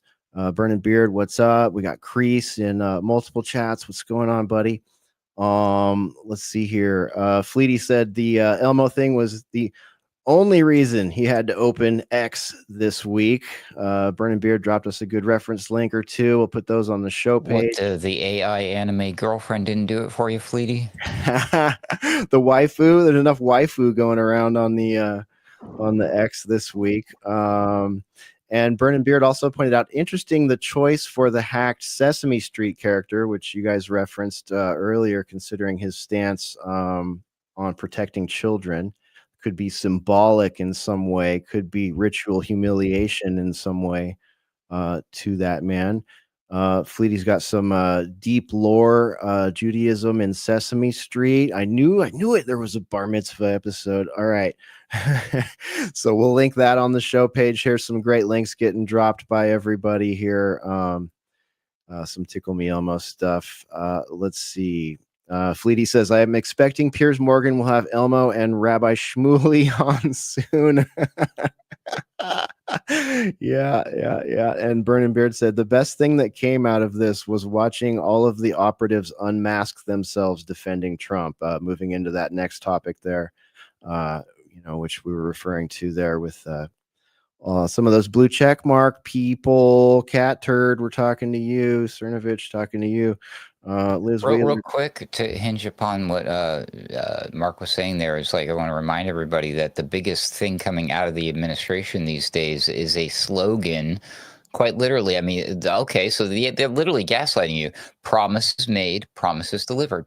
Yeah, right. And like I was intimating on Sunday Wire last week, what I'm sensing as the overall landscape here is a theme of tying up all the loose ends. And I think it is of great concern to see that we're just going to have everything end with a Netflix series and a congressional subcommittee hearing and some articles, and that's that. No more Epstein, no more 9/11, no more JFK, no more RFK. None of that. We don't want to hear any more about any of that. It's all been closed. It's all been categorized, either as a conspiracy theory, a hoax by the Democrats, a terrible event that went exactly as we told you it went. Never mind all the nuance, never mind all the anomalies, never mind the boiler room, never mind all the people that asked questions, all the anti-Semitic Elmos out there, never mind them, right? Everything has been wrapped up. We've delivered all our promises. We stopped war in the Congo. We stopped war in, wherever. But Trump had this whole list of places where he stopped wars since he's been here, yet the wars everybody cared about are accelerating and tensions are rising. But it seems, I don't know, I'll take you guys' comments on this, just building on what Ruckus said, but it seems like they're trying to put a bow on every little conspiracy theory. And it's like, fine, you were right, but here's, the extent to which you were right, and you need to drop it now or you're no longer part of MAGA. That's interesting, especially when it comes to the chemtrails. And you would think that the admission of the existence of and the use of chemtrails would have been this open. It would have been explicitly admitted a long time ago because it's an old technology, practically off the shelf, that does have some utilitarian purposes, like to mitigate against drought and whatnot. There is a way, I think, that cloud seeding can be used positively, although sparingly and carefully. But yeah, it's almost like, okay, we'll patrol, we'll exhibit A is this 24-year-old with an average name. Every bloke is named Augustus, right? And so we'll just, all of a sudden there's this bloke named Augustus because that's what you name your kid, right? Joe, Bill, Susie, and Augustus. But we'll give him limited hangout, and this is the new face of cloud seeding. Kind of a pretty boy, another boy wonder, the tool of billionaires once again. And he'll make his denials. He'll admit a little bit, and then let's move on. That's all you need to know about cloud seeding. Even though the meteorologists will discuss it at their conferences when they're behind closed doors, but when they get on the TV, all the weather is just the blind forces of nature. There's no rhyme nor reason for anything. And so, yeah, I think you have a good point there, Hesh. There's that limited hangout, there's that limited admission when we're pushing really hard and when it's just too obvious to deny. But then they want to, as you say, compartmentalize it, put a bow on it, and say nothing further to discuss, let's move on. And it's a form of information management when they get caught with their pants down. But I think that there's no alternative other than just bald-faced rebellion at this point. I think that while we build our media, and by the way, again, I like to share good news when a tiny bit of it comes along. The Senate did vote to defund NPR and PBS today, and then the House is going to vote on it. Now, it might not be for the right reasons. It might not be as complete as we would like. But in my mind, if they do get rid of state-run media in the United States, hopefully it'll make more room for alternatives and open up the marketplace a little bit. It is part of the mass media cartel after all. PBS may have done some good things some of the time, but they're never going to admit what really went on in 9/11. They're never going to have any breakthroughs on JFK or 9/11. PBS is never going to solve or demystify some of these mysteries and quote unquote conspiracies that we've been unraveling a long time. They're never going to do it, ever. So there's a little bit of good news there, and maybe it'll create the right vacuum that'll be filled by increasing media outlets like UK Column, like what Ruckus does, like what we do, etc. We can only hope, maybe we can only dream, maybe dream's the right word, but there are little pockets of light there and cause for cautious optimism, and we need to stick with that. But at the same time, we're getting to the point where we just have to say, look, we just don't believe anything you say anymore. You know, you can gaslight us all you want. It's not going to have any effect. And I think it's almost getting to that point, at least among a growing minority, maybe more than that, that we're becoming immune to their gaslighting. You know, pretty soon you can only use a tactic so much before it won't work anymore. And the smarter people get, just like people getting smarter medically, and now their doctor is no longer their master anymore. It's kind of like that. You know, people are second guessing their doctors. I second guess my doctor, and you know, they get a little ruffled about that. You know, they want to have this kind of subtle dominance over the narrative. They know best, you know, that sort of thing. But I think as the people learn more and we become more independent of needing this government action, becoming more immune to their gaslighting, Matt Truella, he's a pastor that I once interviewed, and I'll wind up here. He said that, you know, there's the doctrine of the lesser magistrate, where if a certain government official at a certain level doesn't stop the evil, it behooves the people and their government officials at lower levels to step in, to interpose and correct the problem, solve the problem, stop the evil when the upper magistrates fail. That's one example of how the doctrine of the lesser magistrate works. And what's interesting about that doctrine, which goes about 500 years to the past, it originated in Germany among some Christian ministers. What's interesting about that doctrine is that when the gaslighting and the nonviolent and the manipulative things no longer work on the population, the tyrant has two choices: to stop being a tyrant or to get violent. And so you're putting them on the spot. If we deny them their gaslighting, if we send the message that's no longer going to work, then we're doing the right thing. We're putting them on the spot. We're going to make them choose either to go medieval against the population and actually use physical torture, or to come clean and decide that that's just too expensive, too controversial, just too ugly to even contemplate. And what Matt Truella told me, this was an interview on UK Column too, that unfortunately we have to put them on that spot. We have to put them in the spot where they're going to have to do something other than gaslight, and then the ball's in their court. They've got to reveal their hand and reveal themselves to be the tyrants they're suspected to be, or stop being tyrants. And unfortunately, or maybe fortunately, that's where we're headed. And that's a relatively rare outcome there in the history of authoritarianism and tyrantdom, as far as I can tell, Mark. Right. But nevertheless, I think that, you know, it just has to be a situation where we just no longer tolerate the manipulation of public opinion. You know, a person has a right to make a theory. A person has the right to postulate something, hypothesize. They have a right to be wrong. They have the right to be right. They have the right to speak, and they have the right to be heard. Freedom of reach. We have to demand that we get equal time and have freedom of reach. They need to bring back the editorials they used to allow on network television.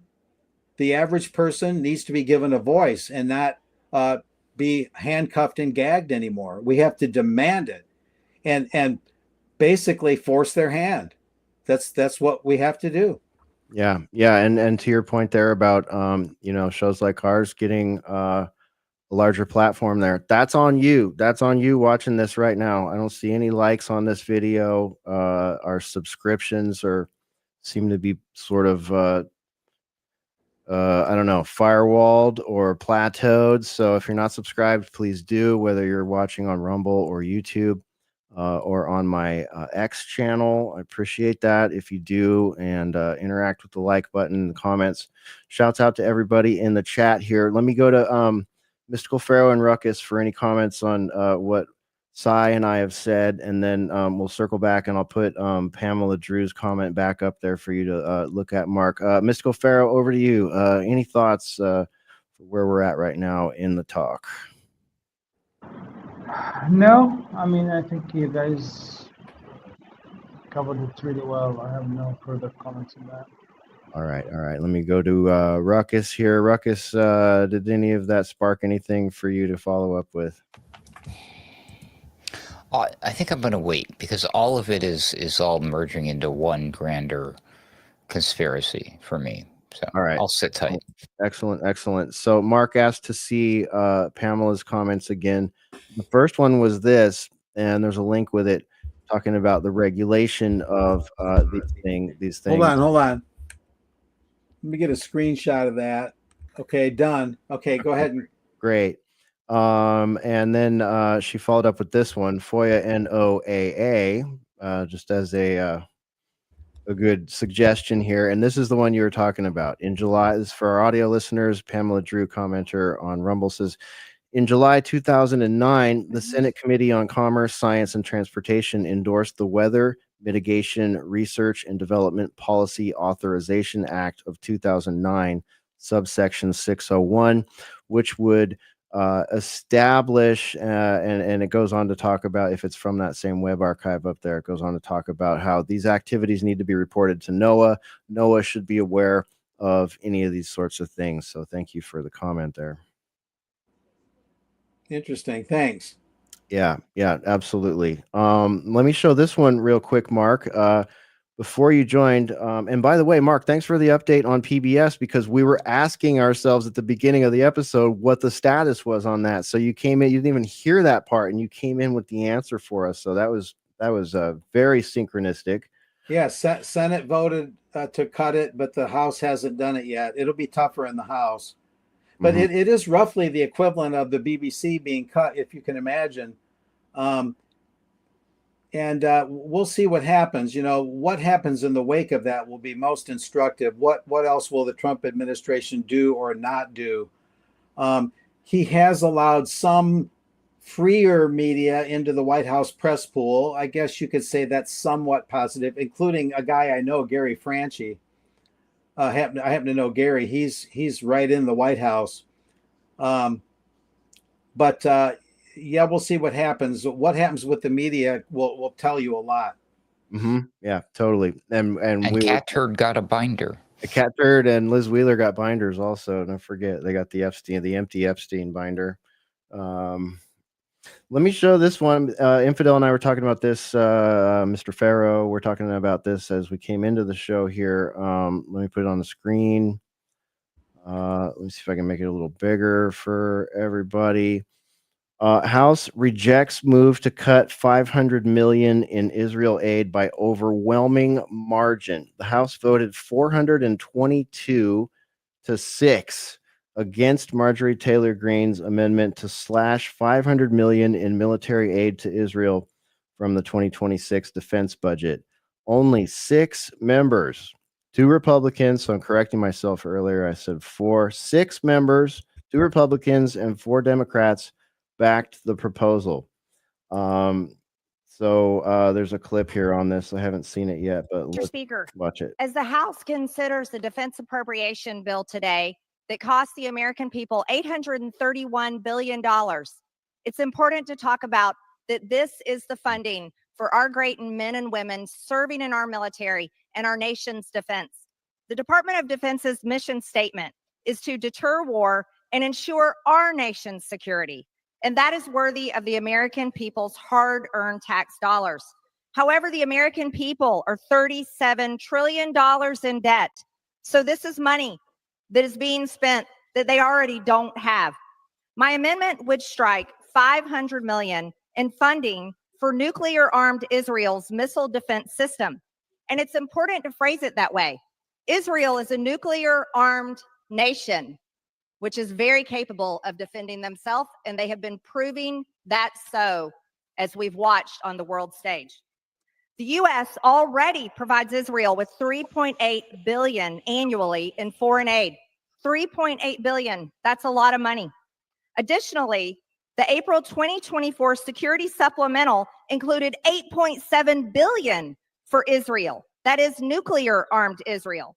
And during the recent 12-day war, the U.S. used 15 to 20% of our terminal high-altitude area defense missiles stockpiles defending nuclear-armed Israel, which cost us over $800 million. The $500 million provided in this bill will fund Israel's, that is nuclear-armed Israel's, missile defense system, the Iron Dome, David Sling, Arrow system. Yet Israel is a nuclear-armed nation. That's a pretty big deterrent for any of their enemies. Any nation that has a nuclear bomb has the greatest threat against their enemies.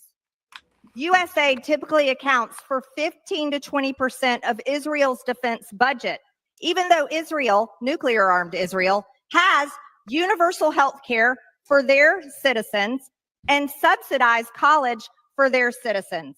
They're able to provide that. However, here in America, we're $37 trillion in debt. My amendment to strike $500 million in foreign aid will ensure an America First Department of Defense, and that is exactly what we need and we haven't had for a very long time. And exactly what we were promised also in this administration, if I'm not mistaken. But what do you guys think, man? Only 5 people in the entire Congress agreed with her. Amazing. Her comments were by no means extreme. She's saying this time around, we don't need to give them that money. They can defend themselves. She's not saying Israel's bad. She's not making any, nasty accusations. She's certainly not using any profanity or going off her rocker. She's just arguing logically. Why can't that so-called nation be treated like any other and put their big boy pants on and actually join the human race? And, Allison Weir did a book called, a website, mostly a website. It's called If Americans Knew. You've probably seen Allison Weir's website. She outlines how the aid to Israel, besides helping their military that can help itself, U.S. aid to Israel is actually what makes their universal health care possible. Their subsidized housing, if I'm not mistaken, giving them the good life off of our labors. And so it's a societal wide thing. The aid is not just for the military. It helps the entire Israeli society function. Economically speaking, they're an extension of the U.S., but in terms of power, it seems like more and more the U.S. is an extension of them. It seems to cut both ways.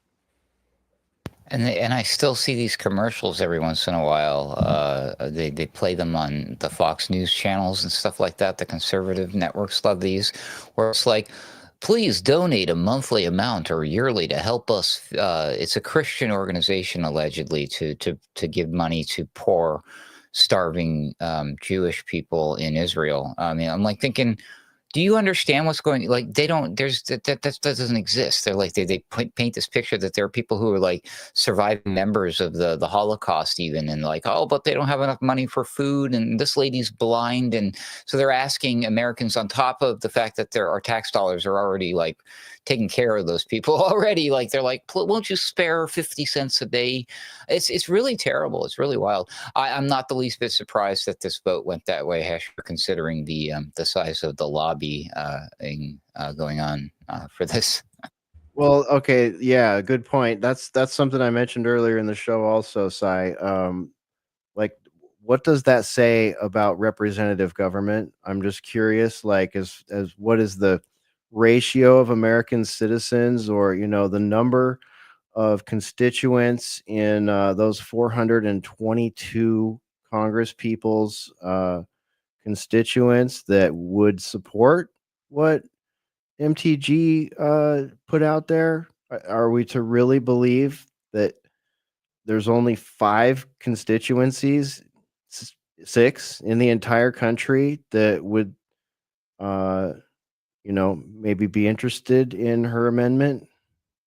I don't know. What do you think, Cy? What does that say about representative government? And we were talking earlier about, Mystical Pharaoh was saying, like, we voted these people in, but it's like the only 2 people that gave us to choose from both have a foreign lobbyist in their pocket. Yeah, supposedly the only one that doesn't is Thomas Massey. Although Marjorie Taylor Greene, I would be surprised if she has one looking over her shoulder, or if she does, that she would accommodate that person. She certainly seems to have some principles. Yeah, it's a sad thing in the halls of the U.S. government. I haven't been there in about 6 years now, and it's gotten progressively worse. Where you can't just have an honest discussion about these things. And at any rate, just to address what Ruckus was saying, that's the International Fellowship of Christians and Jews. They'll also show what appear to be, starving, destitute, elderly Jewish women in Ukraine.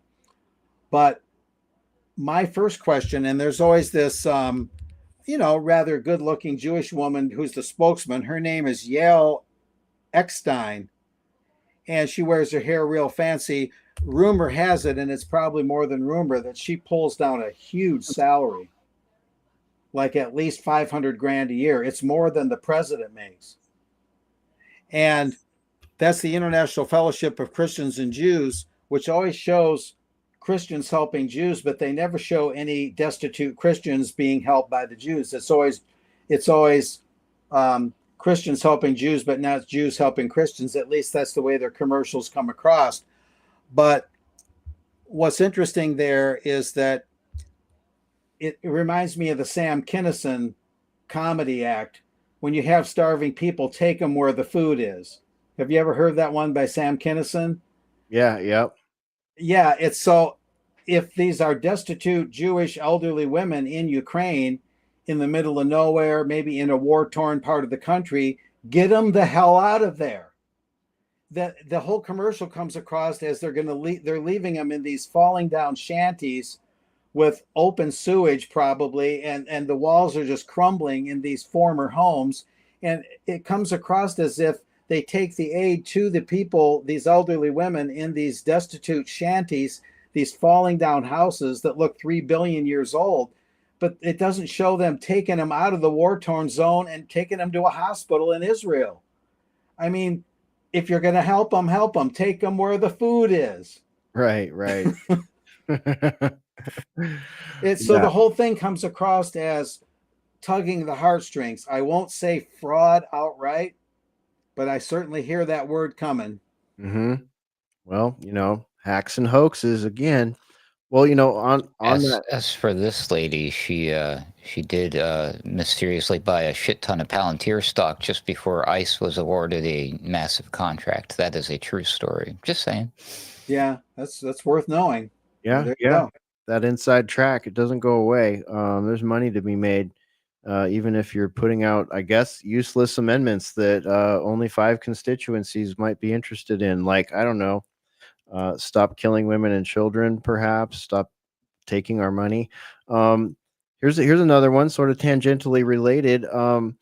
Israel has taken some of our money, weapons, intelligence, and military equipment and expertise, and they have bombed the Syrian Defense Ministry headquarters, and then Gaza's sole Catholic church. I would venture to say probably last Catholic church. I don't see how else they could say that. There was a number of Catholic and Orthodox churches in Palestine that are no longer there. The Pope came out and had very strong words, not like Elmo strong words, of course.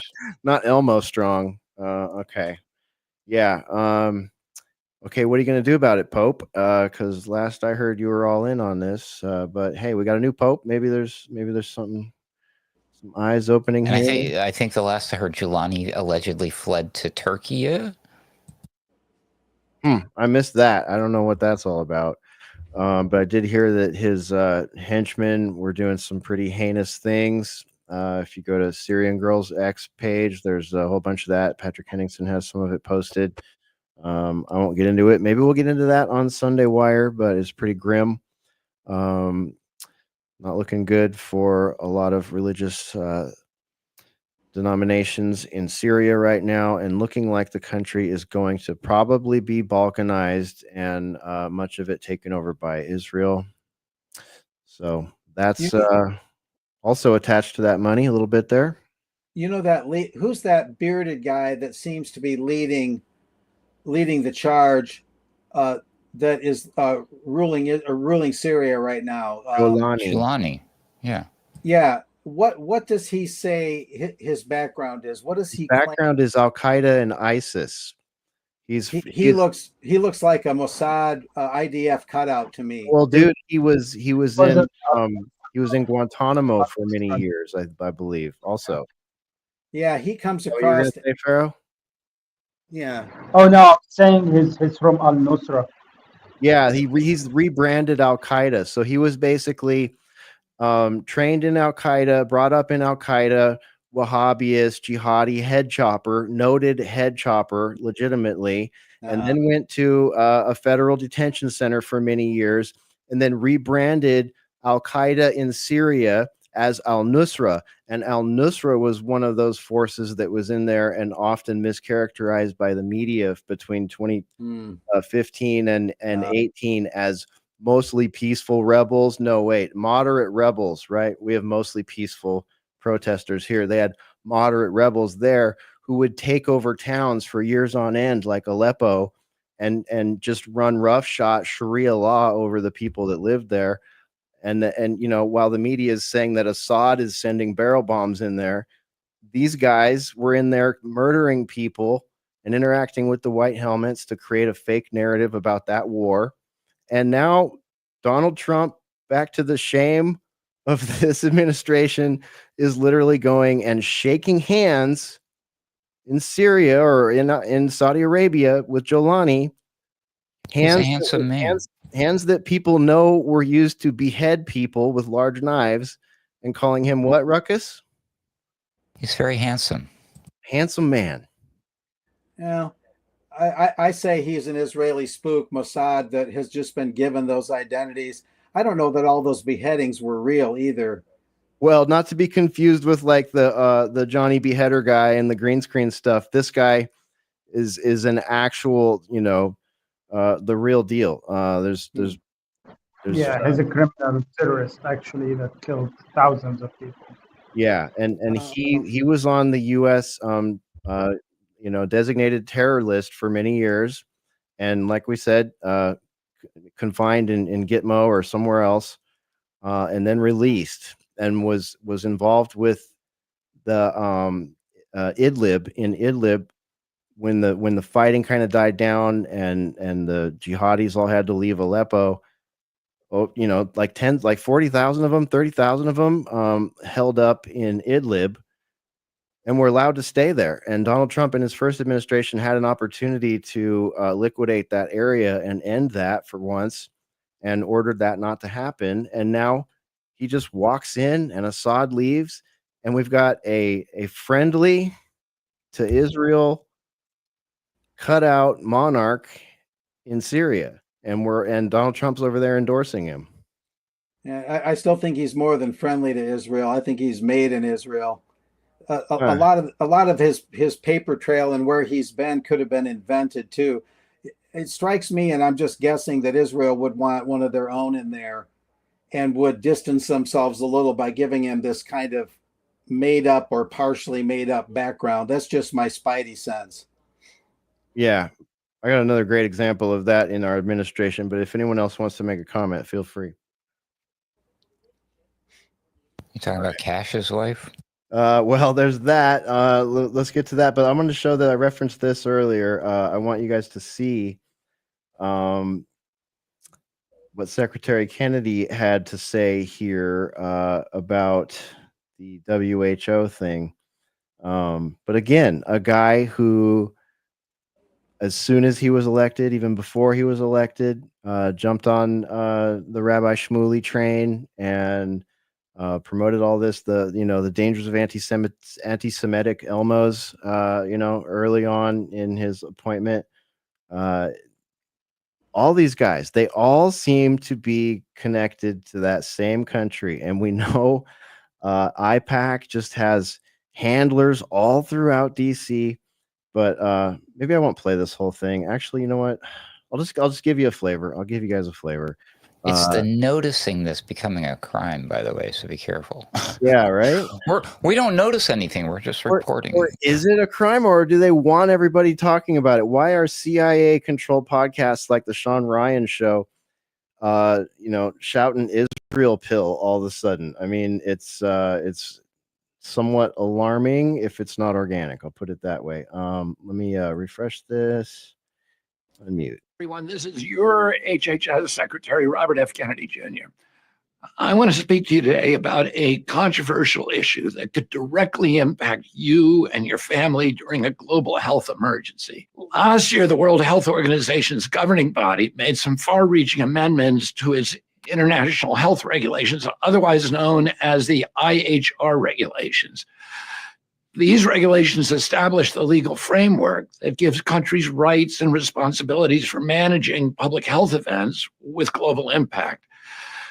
The deadline to reject these amendments is next week, and we are rejecting them. So I'd like to explain to you why. The first reason is national sovereignty. Nations who accept the new regulations are signing over their power in health emergencies to an unelected international organization that could order lockdowns, travel restrictions, or any other measures it sees fit. In fact, it doesn't even need to declare an emergency. Potential public health risks are enough for it to initiate action.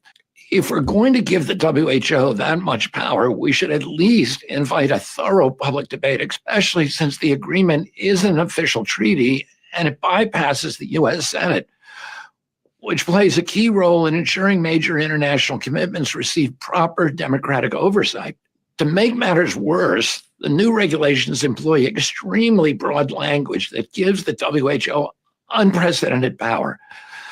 They require countries to establish systems of risk communication so that the WHO can implement unified public messaging globally. That opens the door to the kind of narrative management and propaganda and censorship that we saw during the COVID pandemic. We don't want to see that kind of system institutionalized. I'll stop it there. We don't want to see that kind of system institutionalized, yet we're seeing it institutionalized everywhere. I don't know. I'm now that I've seen it twice, I'm wondering if he's even talking about rejecting the entire treaty or just a particular amendment to it. So I'm gonna have to look into that a little bit further, but I wanted to play that because we know that this guy has Mossad probably velcroed to his PR people. So that was okay. So wait a minute. So Mark, correct me again if I heard. I want to make sure I heard this right because I have a really wild theory here. So is only Israel and the United States thus far who have rejected the IHR amendments thing? Yeah, those that had the July 19 deadline, which is tomorrow, America and Israel. There were 4 other nations, Iran of all things, Slovakia, Netherlands, and one other, that due to some procedural differences, they have a longer deadline until March of next year to reject the amendments to the international health regulations, those amendments that were actually made last year. So they're on a little bit different track, Iran, Netherlands, Slovakia, and one other. But other than those 4, the ones, all the rest of them are on the deadline that's tomorrow. And the only 2 that have opted out officially, as I understand it, is Israel and the US. There was nothing wrong with what RFK said there. It was pretty solid. It goes hand in hand with what Roguski sent me and I shared earlier tonight. the regulations, according to Roguski, and he's probably done Yauman's work more than anyone on the details of this whole thing. The regulations are actually in many ways worse than the WHO pandemic treaty itself. They're two separate things. One guy that I saw in a presentation actually called them both treaties. He said the regulations were like a treaty, which Kennedy alluded to, and then there's the treaty itself, the World Pandemic Treaty. So there's two instruments there to deal with. The U.S. officially meeting the deadline does carry a lot of clout. It's kind of like if the U.S. were to back out of NATO, even though NATO has a couple dozen other members, it would still be huge if the U.S. backed out of NATO, right? All the way out. So maybe it'll cause a snowballing domino effect. Maybe that deadline tomorrow is more malleable or more flexible than we realize. We can only hope. Maybe there's a little bit of a bluff going on by Tedros. Maybe the deadline is not as absolute or as rigid as they would like us to believe. Again, we can only hope. But that's the situation. The regulations are where most of the teeth are if there were another pandemic declaration, according to Roguski and others. That's where a lot of the tyranny is in the regulations themselves. So it's the regulations, not the so-called treaty, that would allow them to override like the Constitution, basically, right? Yeah. They could have the regulations even without the treaty, as I understand it, and there would still be sort of a coalescing of national interests that feel they can get away with enforcing tyranny on their own population because they've got the WHO as a backstop. Even though there might not be a formal separate treaty, the regulations themselves might be bad enough. Of course, they want both so they can have more absolute guaranteed power. But even the regulations themselves, as I understand it, without the formal treaty, could be bad news. They've been around since 1969. They were amended in 2005. There was some other tweaking going on. The last major amendments were last year. And that's what we're having the deadline about now, the amendments to the existing regulations that were first created in 1969. So I think RFK got that right. Oh, yeah. I wasn't playing it to say that he got it wrong. I just found it an interesting connection that, the Israel went in the same direction there. And because he's got the huge Israel connection. That's for sure. He's very pro everything that's going on. I was on a program recently about 3 weeks ago with Roguski. He just wanted me to come on and give my 2 cents. And it was citizen activists and journalists and different people discussing the situation. And there was an Israeli citizen on there. I can't remember his name. He was right on the money. His concerns were the same as ours. Maybe they've had some influence on their government. It seems doubtful, but he was very sincere that he didn't want this any more than the rest of us. Yeah. Well, I'm extremely skeptical, in particular because it's these two particular countries that seem willing all of a sudden to buck against this trend. Yeah. And I can't help but notice, speaking of trends, there's two big trends that have been developing worldwide and geopolitically speaking, as well as a particular one here at home. And that is, there's been like this splintering happening. So it's almost like there is a controlled demolition, a tearing down of the old guard in a lot of institutions, and that's part of my grander theory here. But as far as these international bodies are concerned, like the World Health Organization and the United Nations, and there was another big one that's getting a lot of flack lately, the International Monetary Fund. And then you see the rise of the BRICS.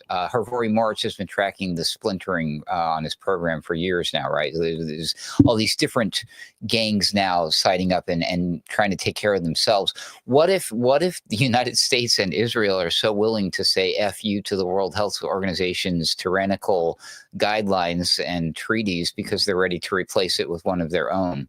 And Mr. RFK Jr. Seems suddenly keen to the idea of forcing everybody to wear technology wearables.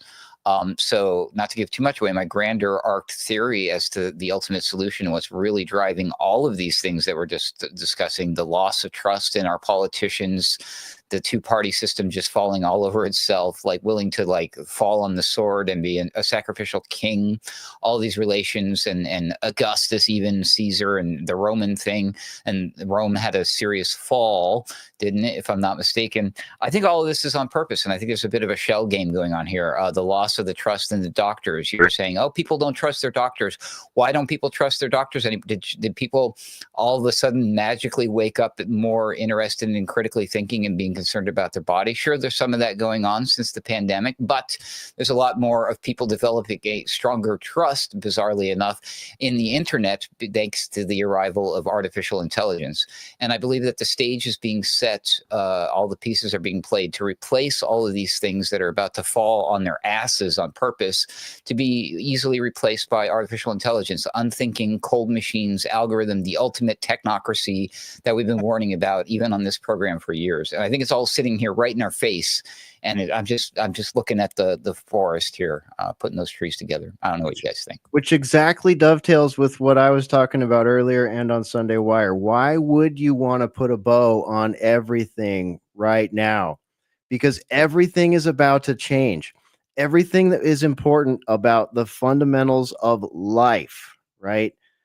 Mental health, spiritual health, physical health, proper diet, family, work, your work environment, your finances. It's all been drastically changed in the last 20 years, but it is about to be more drastically changed in a way that only HAL 9000 can describe.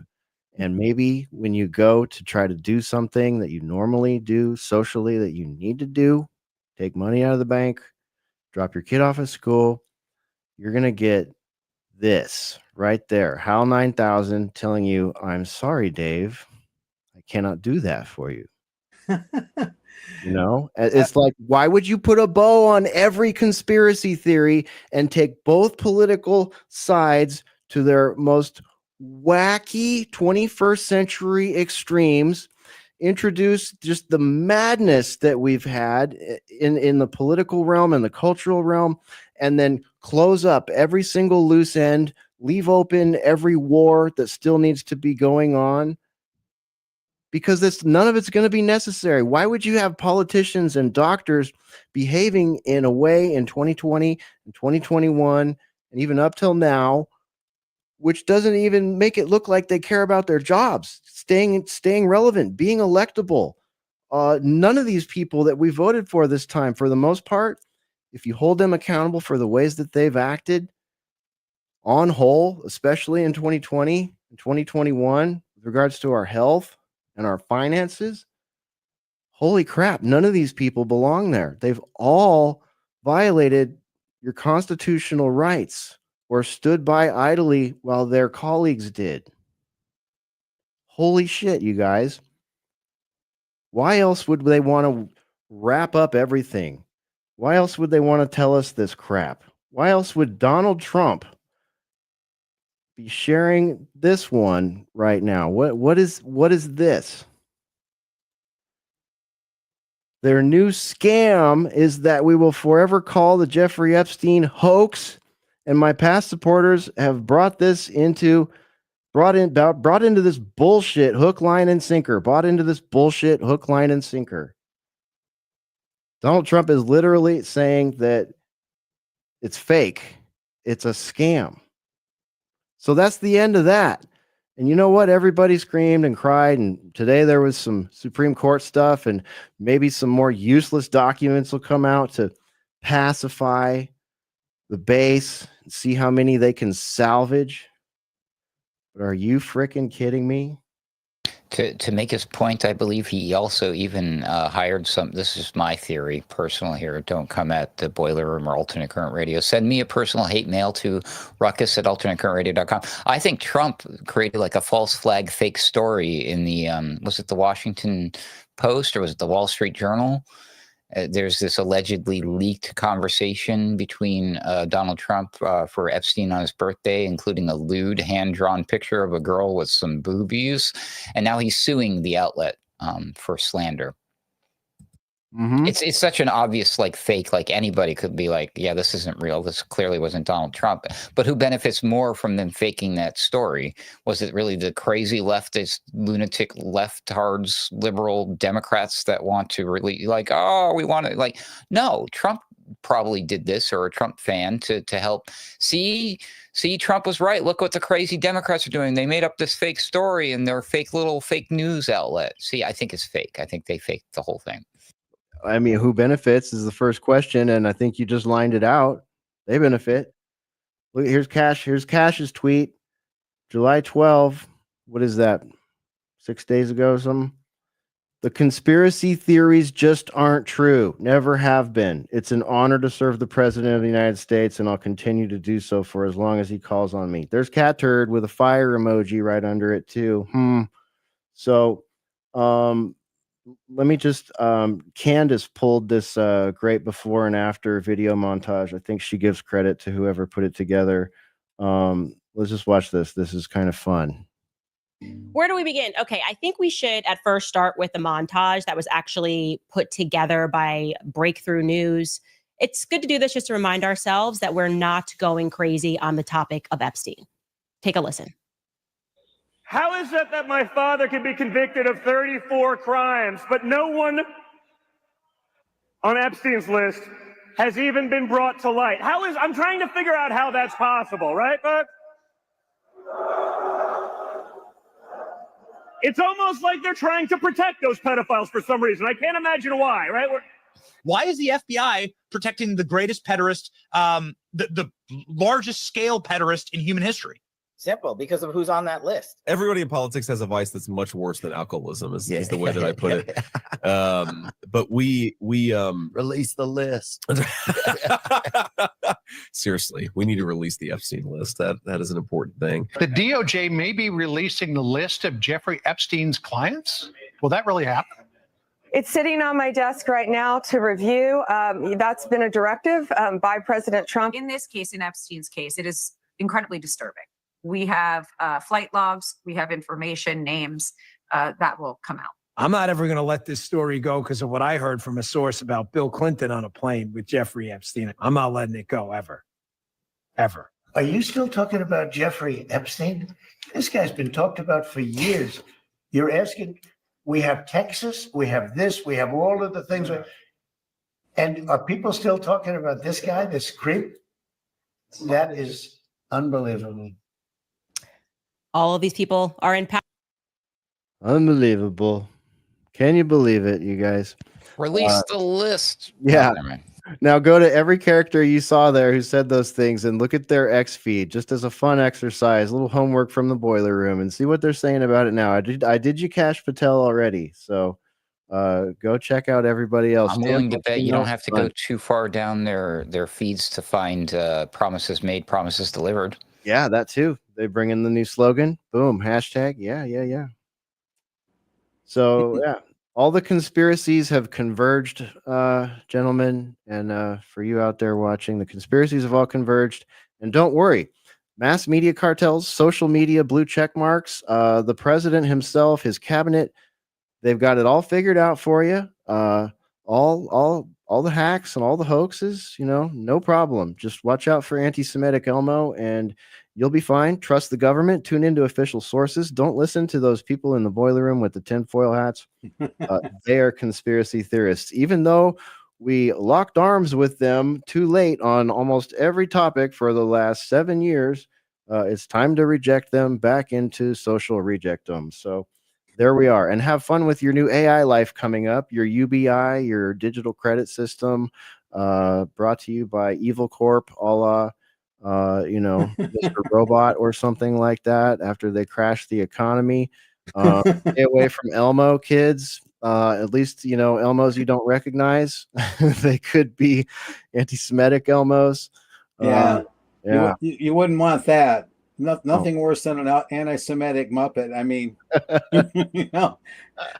Hey, I want to comment on what Ruckus was saying there, the big picture thing. That's pretty insightful. I mean, there's a little bit of wait and see on that. It's a little bit of theory, but it's plausible that Israel, the U.S. could on paper, and not that it's a bad thing in and of itself, back out of the IHR regulations, International Health Regulation Amendments. But on the other hand, they've already got kind of their own authoritarian system in place anyway, separate from the WHO. The WHO is another elderly kid on the block that's been in the globalist system a long time. Maybe they can simply do without them. And is that in the interest of freedom to do without the WHO and their health regulations, or is it in the interest of just another dictatorship of another stripe? You know, And when it comes to technology, those two countries have more in common and are tied closer to the hip than the military. Do some research into that, people. It's true. Yeah, exactly. So we know where we're not going in a way, but what's the alternative? Where are we now heading, Mr. RFK? If we're not going with the WHO international health regs, if we're going to eschew that and not go there, where are we going? Is it the direction of the Constitution and freedom, or is it something you're not quite telling us about? Not to be too cynical, but it's worth asking. So you made a great point there, Ruckus. And please, it's going to be Grok. Yeah, that really. And yeah, thank you, Grok. Please, Mr. Constitutional and environmental expert and lawyer RFK Jr., explain to us why it is mRNA products be allowed or encouraged at this point to be injected into children and injected into food animals. I mean, what the hell is that? That's where it looks like we're going. That's the big takeaway on all this RFK stuff today. It's like, here's the good, here's the bad. Well, to me, that bad is like really bad, really, really, really bad.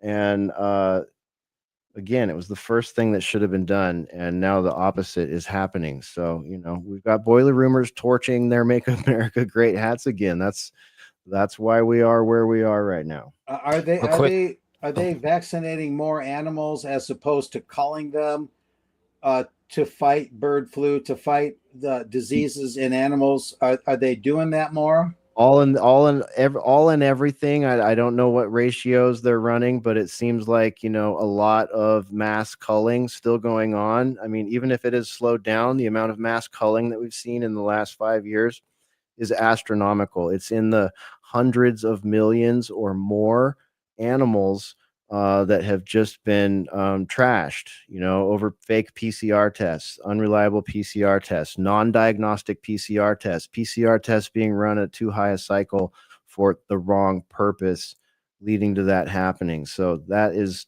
ongoing, as well as the rampant mysterious burning down of many of these places too. So, you know, again, it feels like some sort of stranglehold being put on the food supply, and then places that are functional. I mean, even at Trader Joe's, we're seeing reports saying that Trader Joe's chicken is a type of poultry that has been injected with some sort of mRNA technology, juice, whatever you want to call it.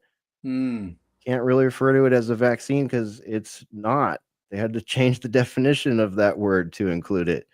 Yeah. So anyways, this is kind of funny here. Where did it go? Bub Scott, what's up? At Alternate Current Radio, loose in nations. Why'd they run with the hallucinating AI term? And I was telling him, I was like, we were talking about that earlier, like before the show started. We were talking about how why is Michelle Obama's podcast so strange and so nonsensical?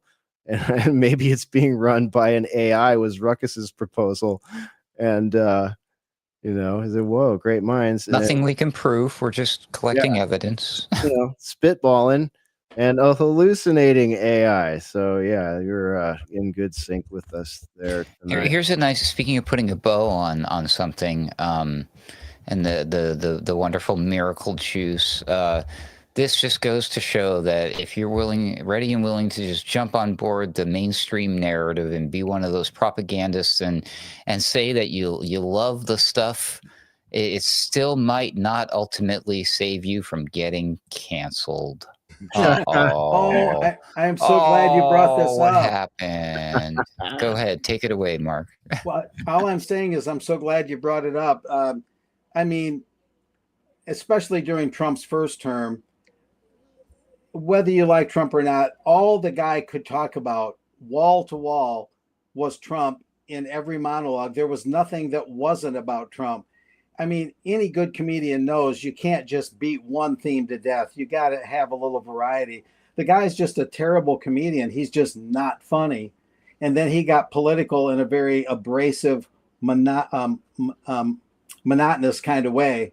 Just total monotony, abrasive, sarcasm, not wit. There's a big difference between sarcasm and wit.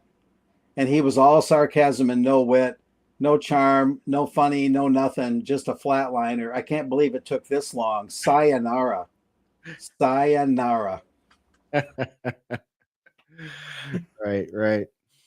Oh man. Yeah, so what was the hubbub with Colbert? What happened, Ruckus? Okay, so according to the story, just CBS randomly announced after a 33-year run, by the way, that it's going to retire the show. It was because allegedly, this is the spin, he was criticizing the network's parent company, Paramount, because they settled a lawsuit with one Mr. Trump for $16 million over his claim that CBS News, fake news, CBS deceptively edited the interview with Kamala Harris.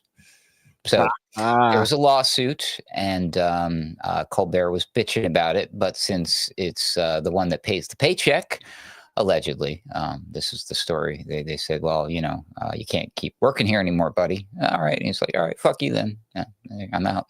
But 33 years, huh? That's interesting. Strange how that works out. Right at year 33, huh?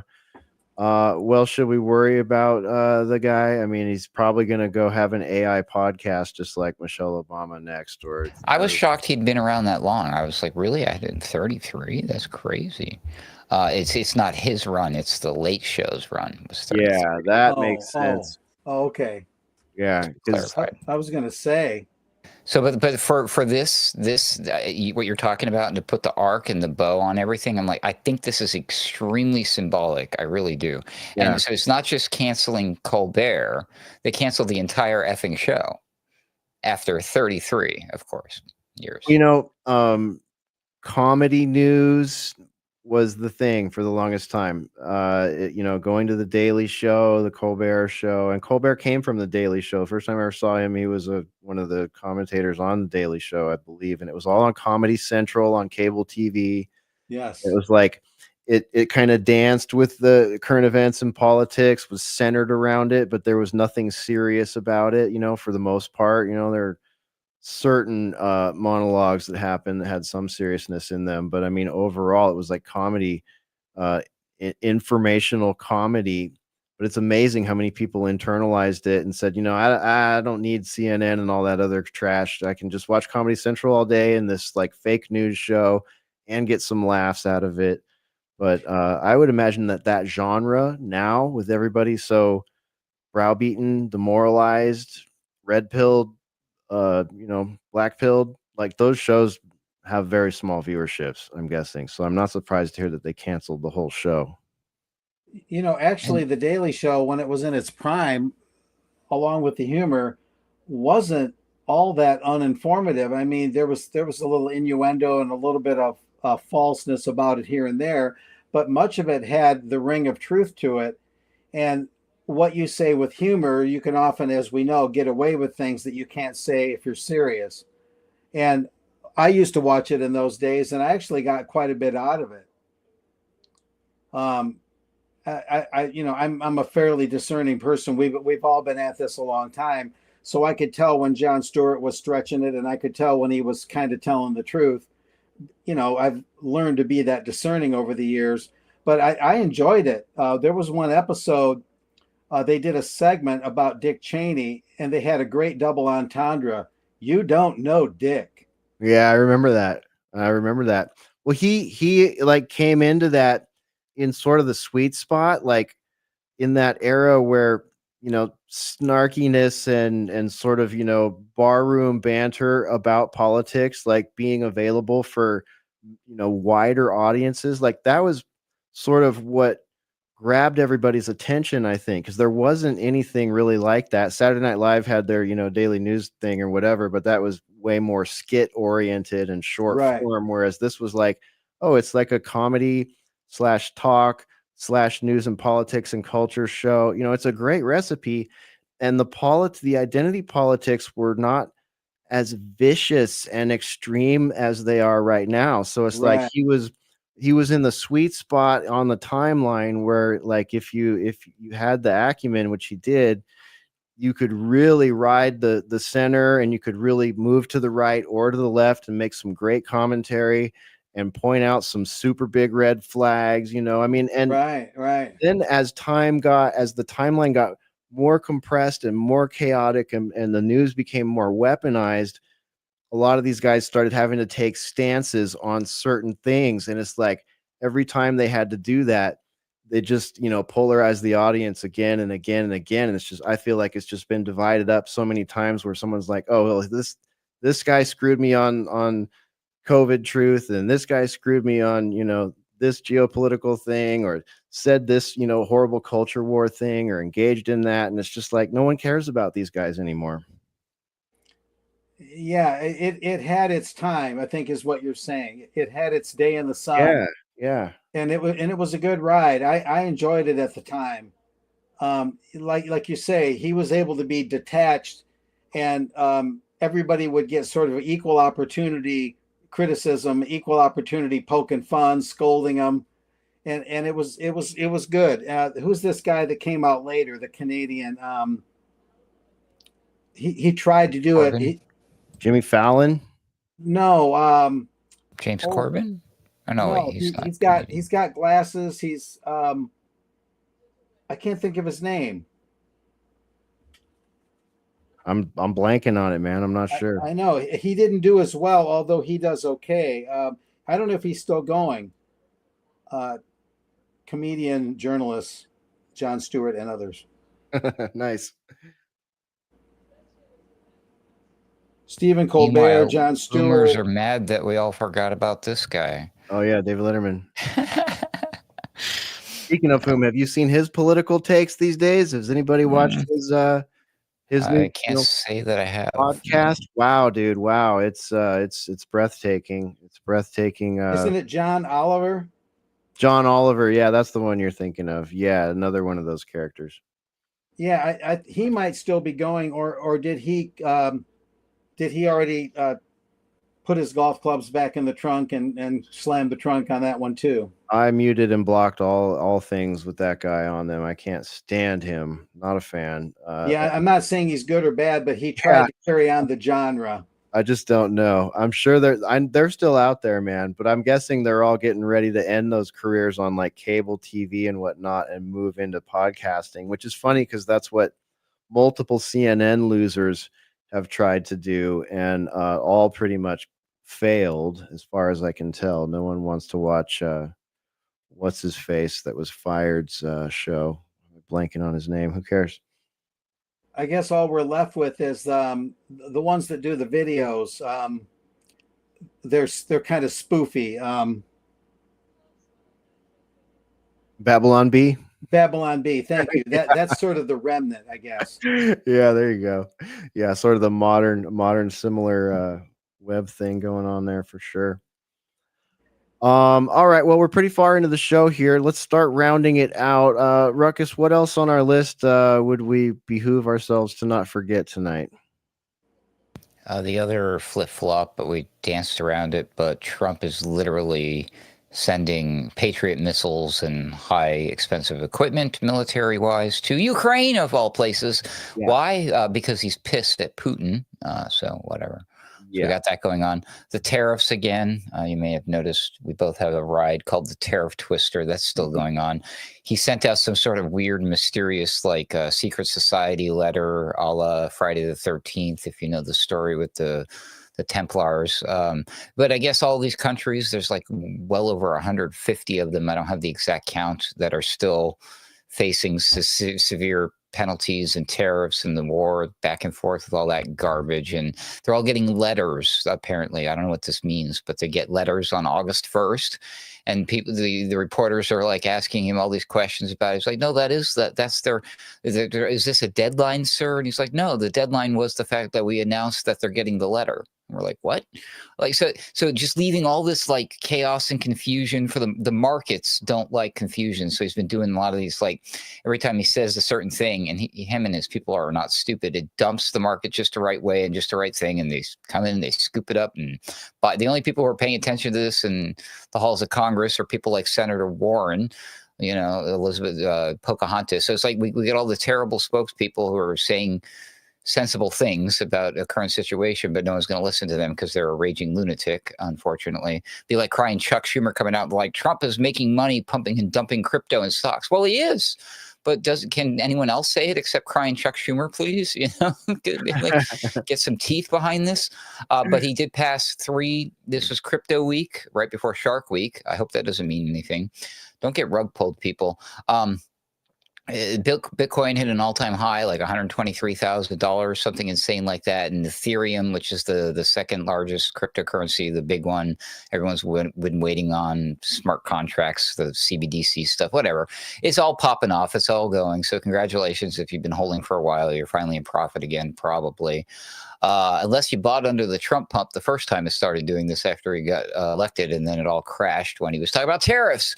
But that's all been solved now. But he passed there's 3 laws that went through, and he did a big signing ceremony today, and he signed the pen, and he had like a big, nice, long, well-written stand-up routine. It was very slickly produced and polished. I was like, wow, Trump's improving.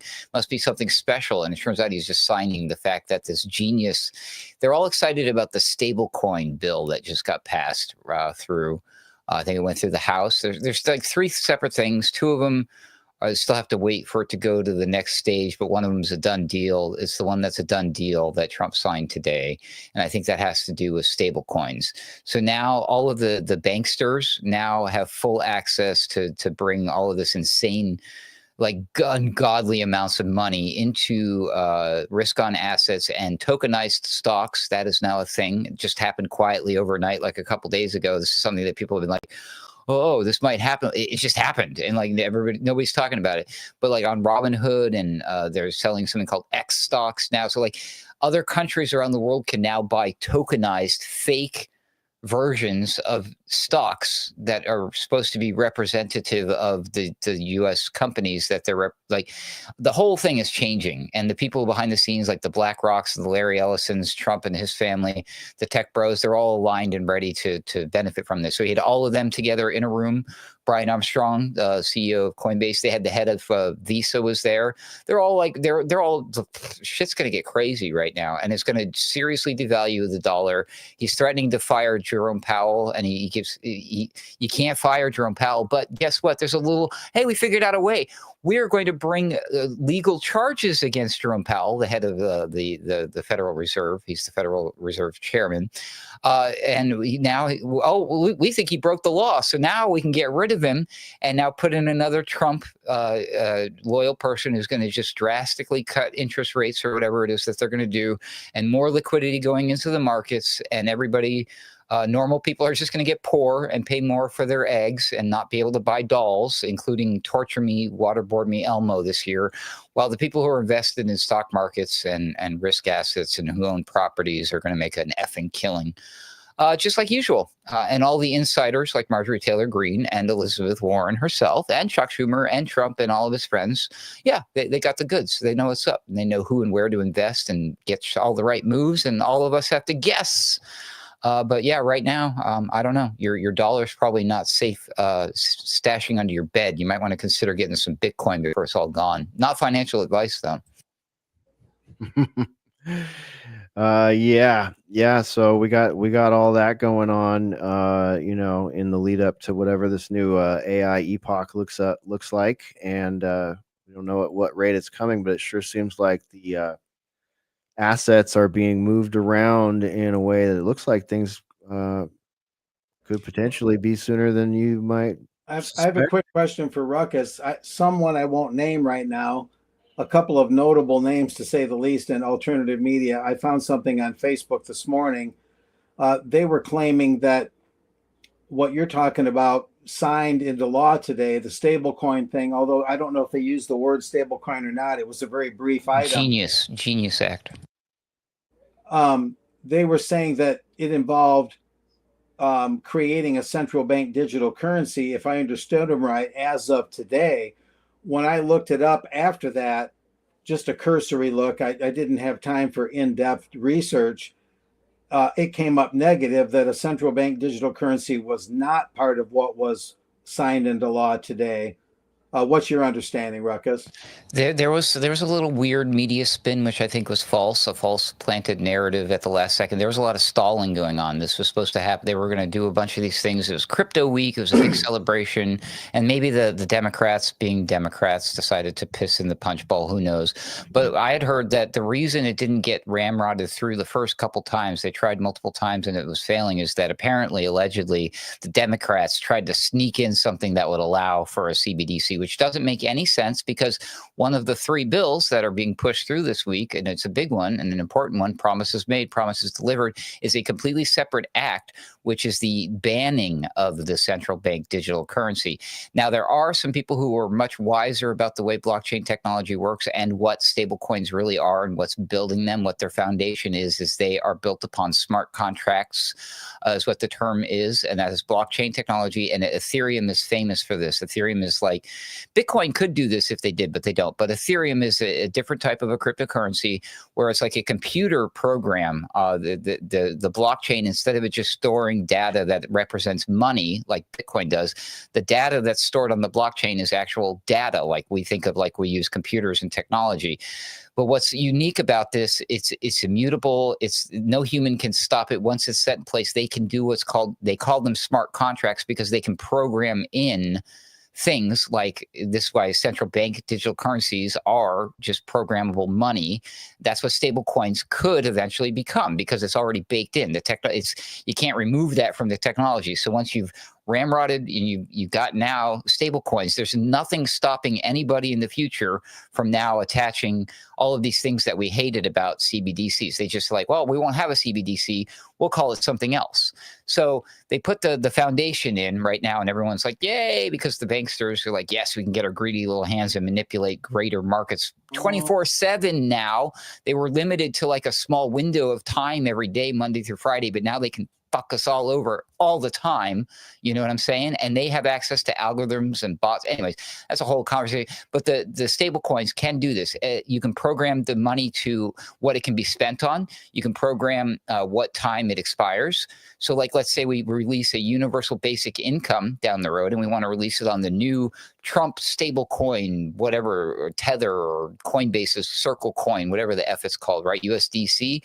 Hey, well, you know what? That's great, but it's only good. You have to spend it in 30 days, which is supposed to stimulate the economy. Too bad you're going to go spend it on porn and Amazon. Oh, don't worry. You can't spend it on ammunition because guns are bad. And we said, yep, you can't use this to buy amp. See, it's the same thing as a CBDC. So they gave the little, hey, here's your carrot. We're going to say you can't have a CBDC in America. We won't allow it, but we're going to go ahead and just, here's basically a CBDC. What's the difference? That's interesting. So it could be a substitution kind of fraud. Yep, it's a shell game. I'm going to look that up. What happened today and what you're describing was kind of a blur. I probably have to sign out, but I have an announcement to make. I found one of Elon Musk's rockets. It landed in my yard. We had another one blow up in Texas this that last looks week. way too realistic to be a SpaceX rocket.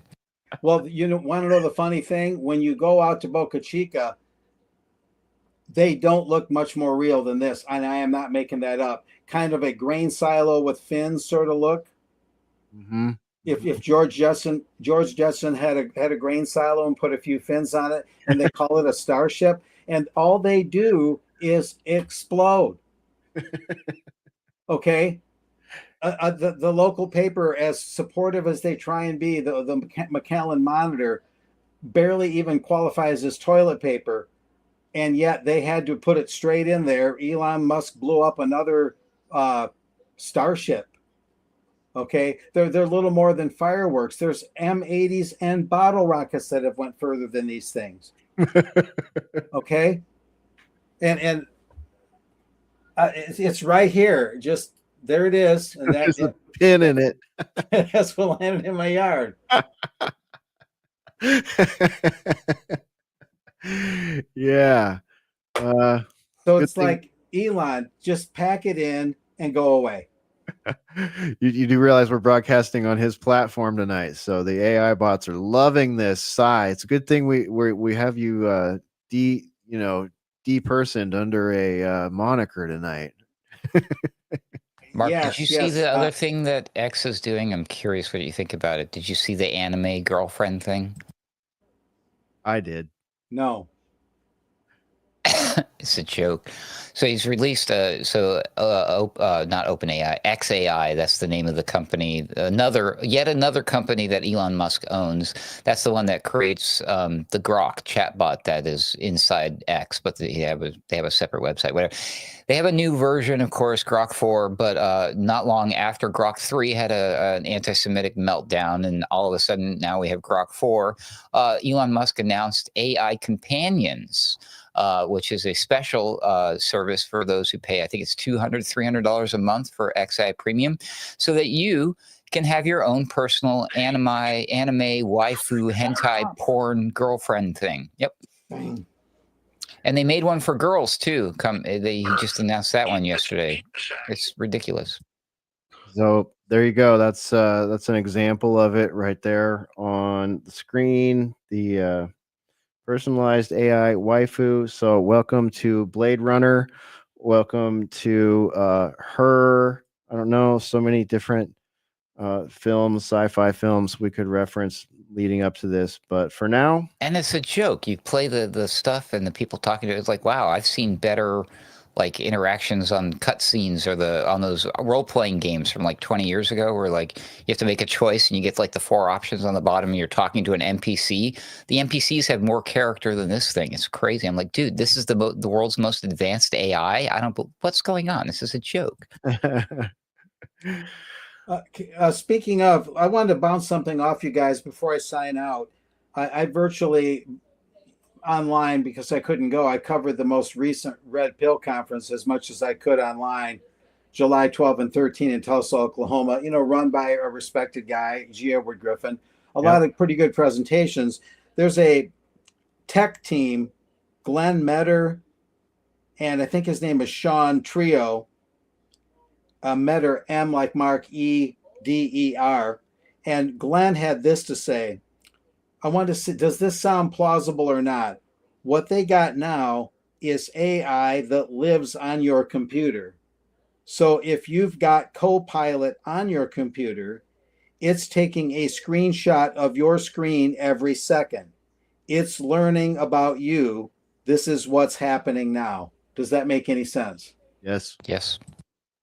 This is the next big thing. Sam Altman, the head of OpenAI, just came out, and even though just a year or two ago he was telling everybody, "Oh, you don't worry, you won't have to replace your equipment. All of the current technology is going to work just great with the AI and our new agentic software. The agents were becoming a thing last year." Turns out, lo and behold, now he's got guys, guess what? We need an entirely different operating system. And what he was describing in his new operating system is what you just described, Mark, which is just barely coming to market now, courtesy of Microsoft was the first one to do it. There's somebody else doing it, and I'll remember by the time I'm done with this. But yes, Copilot, the Microsoft one, is now baked into the operating system, Microsoft's Windows. So if you're not using Linux, I guess you're probably in trouble, or Apple. They probably have their own version of this. But it's basically accessing and seeing everything that you're doing. And it's being sold to you as is this going to make your life easier because the agents are going to become your assistants, right? They're not just your AI girlfriends. Oh, no. They're your AI secretaries and your AI bankers and your AI accountants. And they're going to order pizza for you online and take care of all that stuff. They're going to do all the things for you, right? But in order to do that, They need to learn about you. This is an example of this is digital twinning. This is something I've been concerned about for quite a while. Since we trained the algorithms, we trained the language learning models, and that's what AI is. It's just spitting back what it learned from us, all of humanity's input, which is now mostly just AI created input. So feedback loop, problems ahead, danger, warning. But they're doing the same thing now with us. So we've been concerned, hey, what can they do with our faces and our likenesses and our voices? And we've seen examples of that. But now, what can they do if they know everything about the way you work, how your eye movements are, the subtle movements on your mouse, every key strike, the way you word your emails, how you word this particular message, if it's your friend versus your mom versus your boss, it will be able to basically fake and replicate and be you. But again, you're going to lovingly, embracingly do this. You do this yourself. It's going to get to the point where, like, who would ever know if you died or if you were kidnapped or if you were black-sided away? How would you know what I mean? If it's just a deep fake Ruckus on the screen, or if it's no, Ruckus is fine. I just got an email from and he said something to me that only Ruckus would say to me. The AI can do that now. So there you have it. And it's built into your phone too. Yep. The Apple one you referenced is called Apple Intelligence, and it got integrated into the operating system about 4 or 5 months ago. Gemini's in my Android. Gemini in the Android, Siri in the Apple. These are basically digital quasi personalities looking over your shoulder. Right. And they want to be you. And the thing is, like, when some people speak about it, it's like, oh, this is panopticon spy stuff. Yes, it is, but that's just a little side benefit that they get from it to add to big data. You think, oh, someone's screen capping me every 1 second, and I have no privacy whatsoever. Yes, actually, yes. There are ways to turn these things off if you're, interested in turning them off. At least now there is. Eventually, there probably won't be.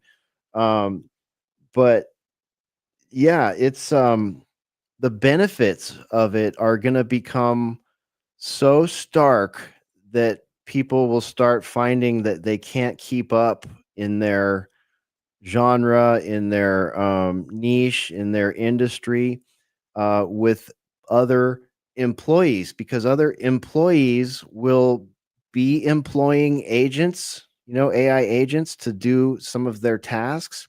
And some employees just won't be there, and there will be a master agent that can deploy a financial agent or deploy a tech agent or deploy a media agent.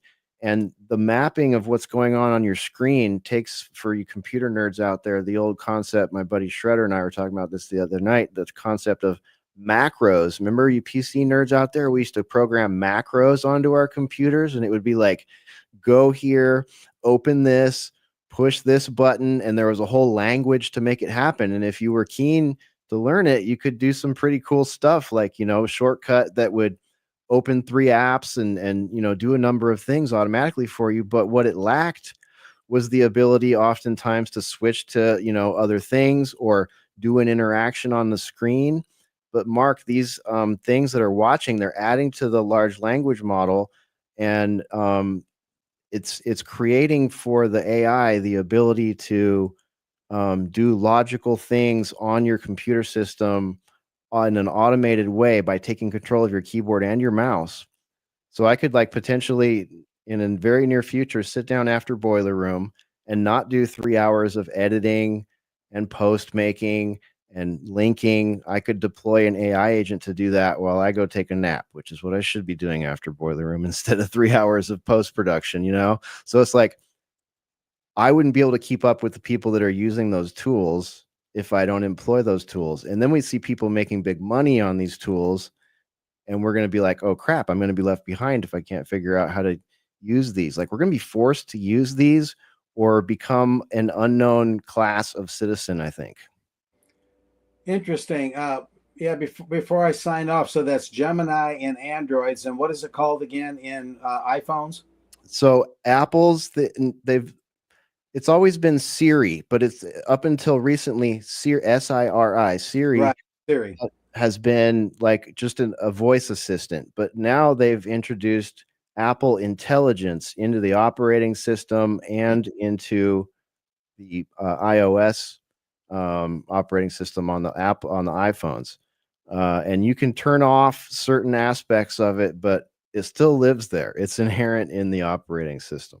Yeah, Dracula's still in the castle, right? Yeah, you've invited them in just by clicking I accept when you bought that $3,000 Apple. Yeah, the devil Mark, I can dropped only a get couple you. links you might want to take with you on the way out to check Oh, out later. I saw those. Thank you. Yeah, the devil can only get you if you open the door, if you let him in, right? Yeah. I remember one day my wife and I were going very close by, and her phone, she inadvertently hit something on her screen, and her Gemini heard what I said and started extrapolating on what I said. Oh, where is it you want to go? Because I made some vague reference to going to some gas station or this and that, and it started inquiring as to what I wanted to do, and it just came out of the blue. All of a sudden, Gemini is talking to me, and I was a little abrasive. I hadn't had my coffee yet, and it was like, "Shut that thing the f up right now, or I will throw the phone out into the grass permanently in the 100-degree heat." Just say F you, Gemini, cancel. Go away. Yeah, I did in so many words tell it to shut up. Then I had Angie shut it off in some manner. But I'm a little bit behind the curve technologically. You know, drummers like to hang out with musicians, you know. And anyway, that was like my first experience of really realizing what this thing was, you know, and it was kind of spooky. It was like a voice, like somebody sitting in my back seat that just suddenly made their presence known. Yeah. Like you didn't know they were sitting back there, and then there they were. You know, here come the boogeyman. You know, And the worst thing, Mark, is like it just proves that that thing is always listening. Like I overuse the word seriously, and I apologize for that. It's juvenile of me. It's one of my ticks.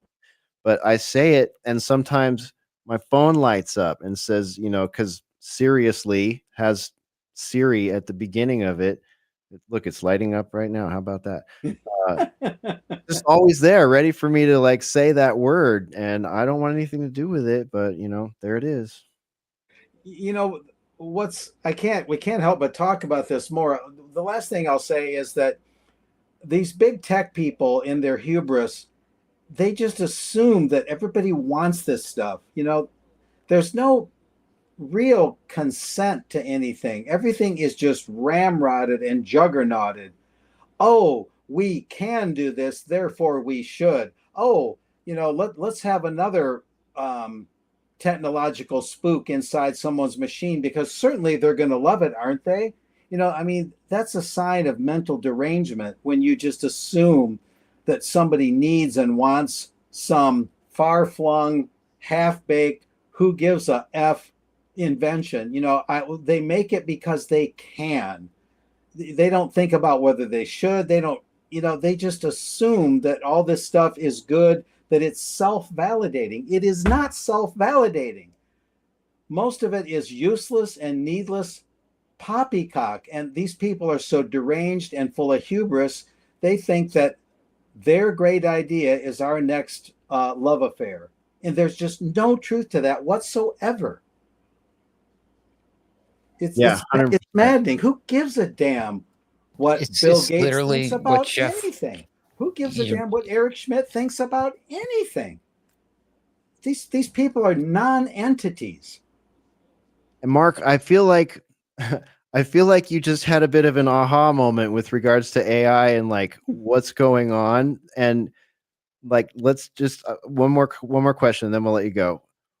Take that, you know, light bulb that just went off and apply that to the fact that, like we talked last time you were on here, why at every Bilderberg, every Davos, so many CFR things is this topic, is AI on the top of their list, and luminaries in CEO realms and corporate realms of IT are there at all these meetings, all these people that are instituting this, people that are dumping, you know, $500 billion into the economy and flanking Trump as he's taking office are the same people that have been at these meetings that you and I and Ruckus and many of our colleagues have been trying to inform the public about for decades now.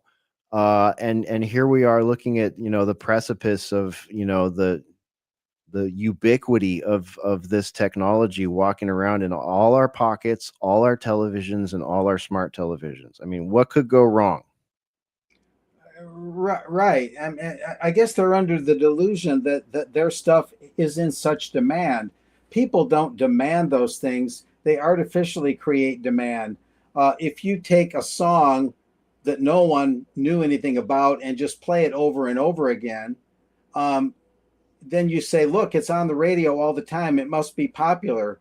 But you know that doesn't mean necessarily that people like the song. It's like somebody that writes a book and then buys a million copies of their own book and creates an artificial specter of There you demand. go. There you go. You hit the nail on the head. No one asked for this. And about 18, 22 months ago, it just started showing up on every piece of software that we run, and then in operating systems. Like, it's not, and this was expensive and a long-term project to build.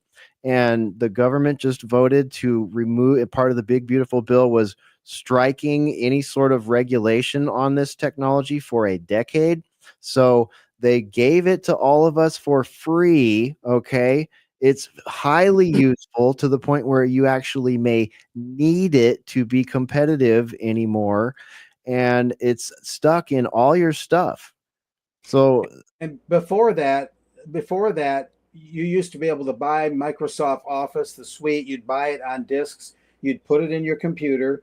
Your computer was an active instrument full of CD-ROM, and you could play DVDs and watch movies. And then all of a sudden they're renting it to you. You're leasing, and they give you free upgrades. Like, that's supposed to make it better, that you're being permanently charged every month forever to use that, to lease what you used to physically buy. And then, as a guy explained to me, computers used to have everything right at home inside of them, all the guts, all the CD-ROMs, all the drives. Yep. Now computers are just passive instruments to connect to the cloud. It's a black box now. Yeah.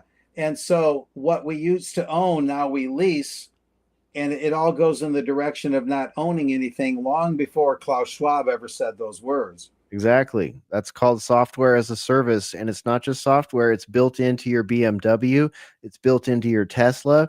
If you want the high power unlock, you have to buy it as a service that adds on to your loan or whatever, your services. Same with your home security system, same with your educational software, same with your Adobe Cloud software. Everything has turned into SaaS, software as a service.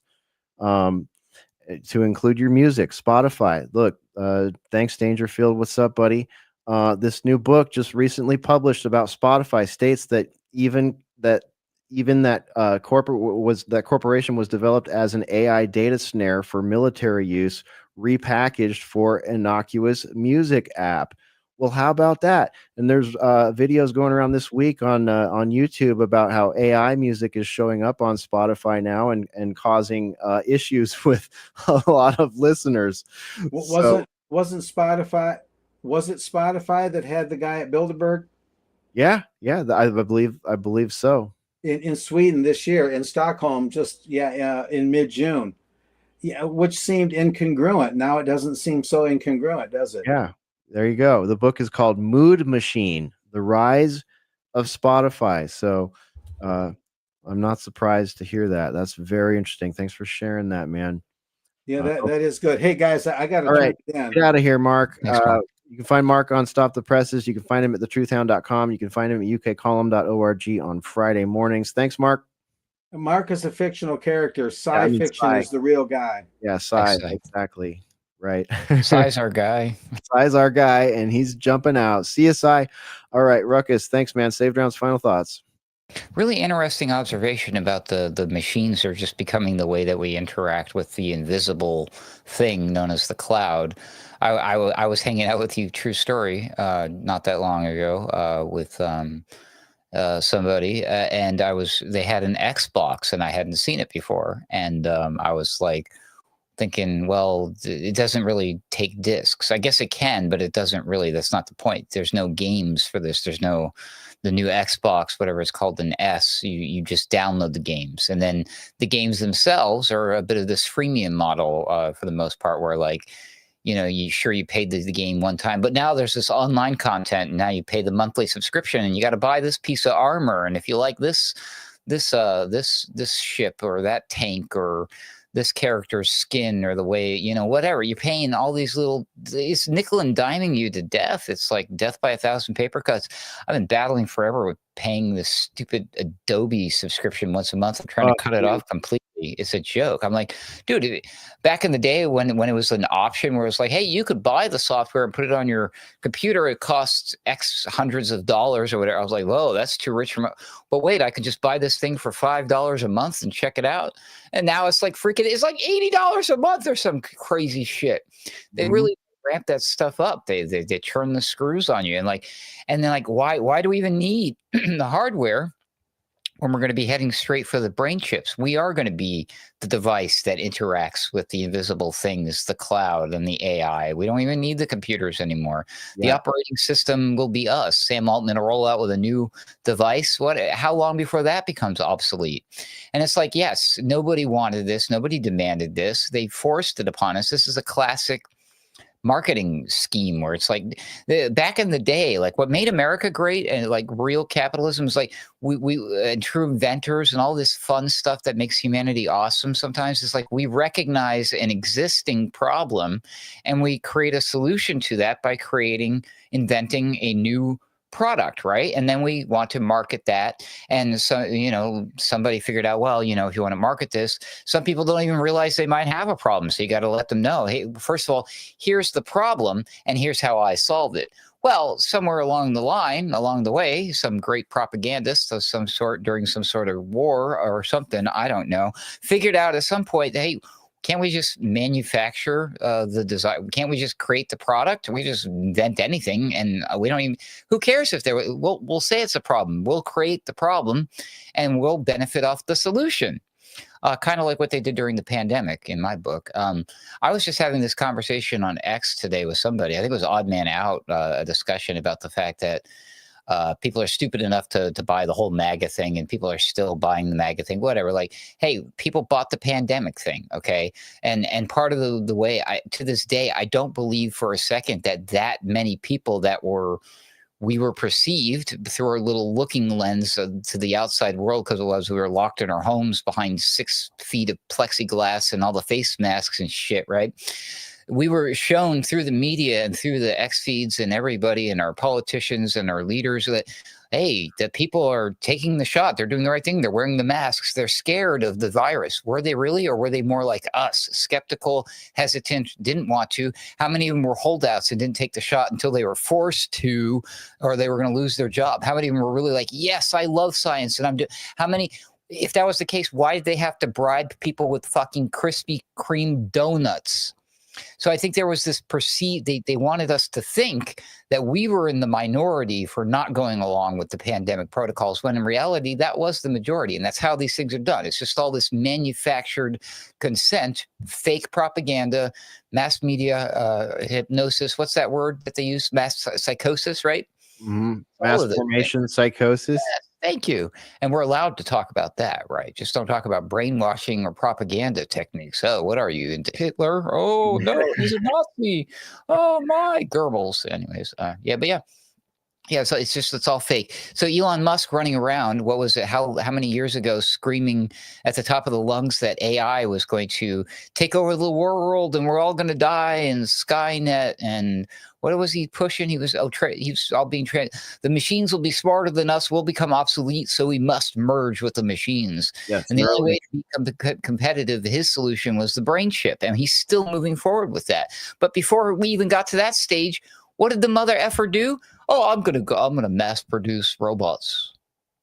Right. I thought you were worried about the machines replacing humans. That's why you were going to give them brain chips to help to prevent that. Now we're going to warp speed that along with Project Stargate, right, Trump?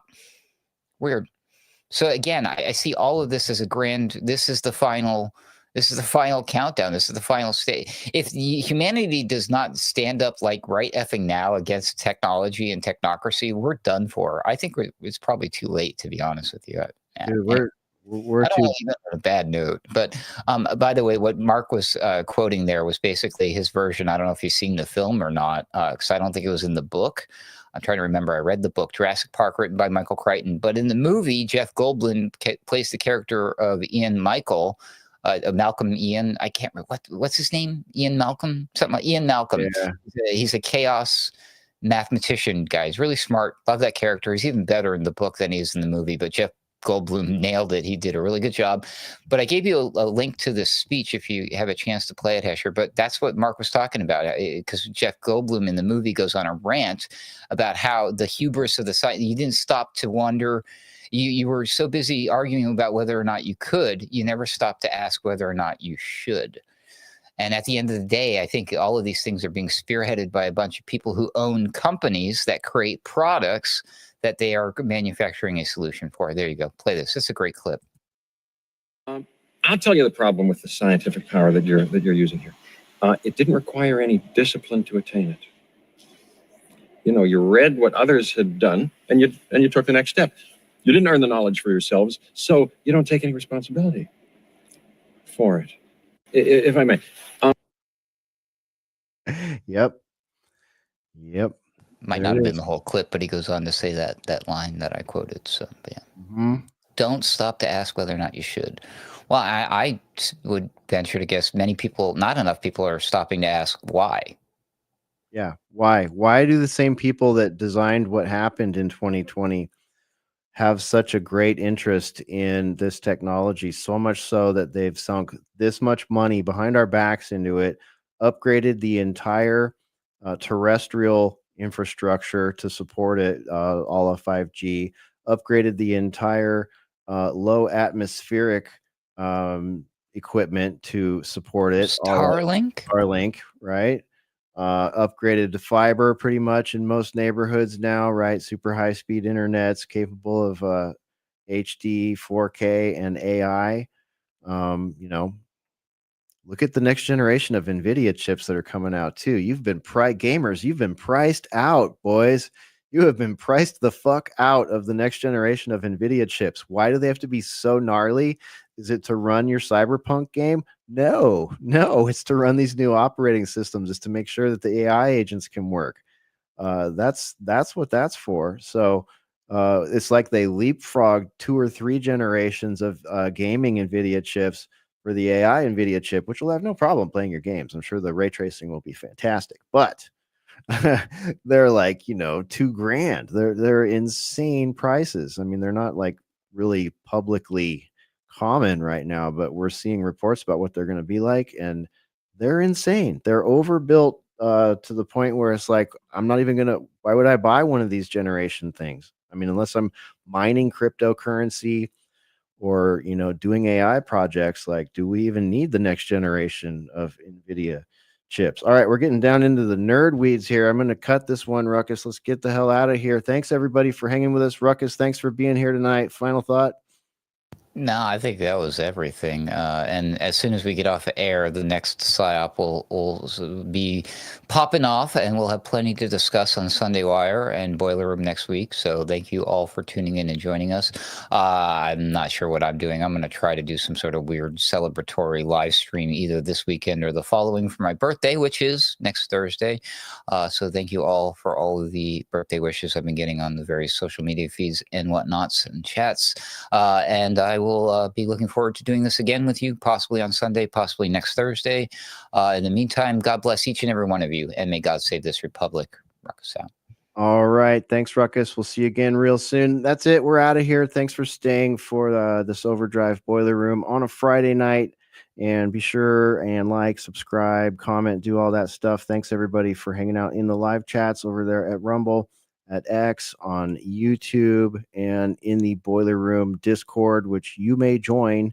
There's an invite at our website, alternatecurrentradio.com.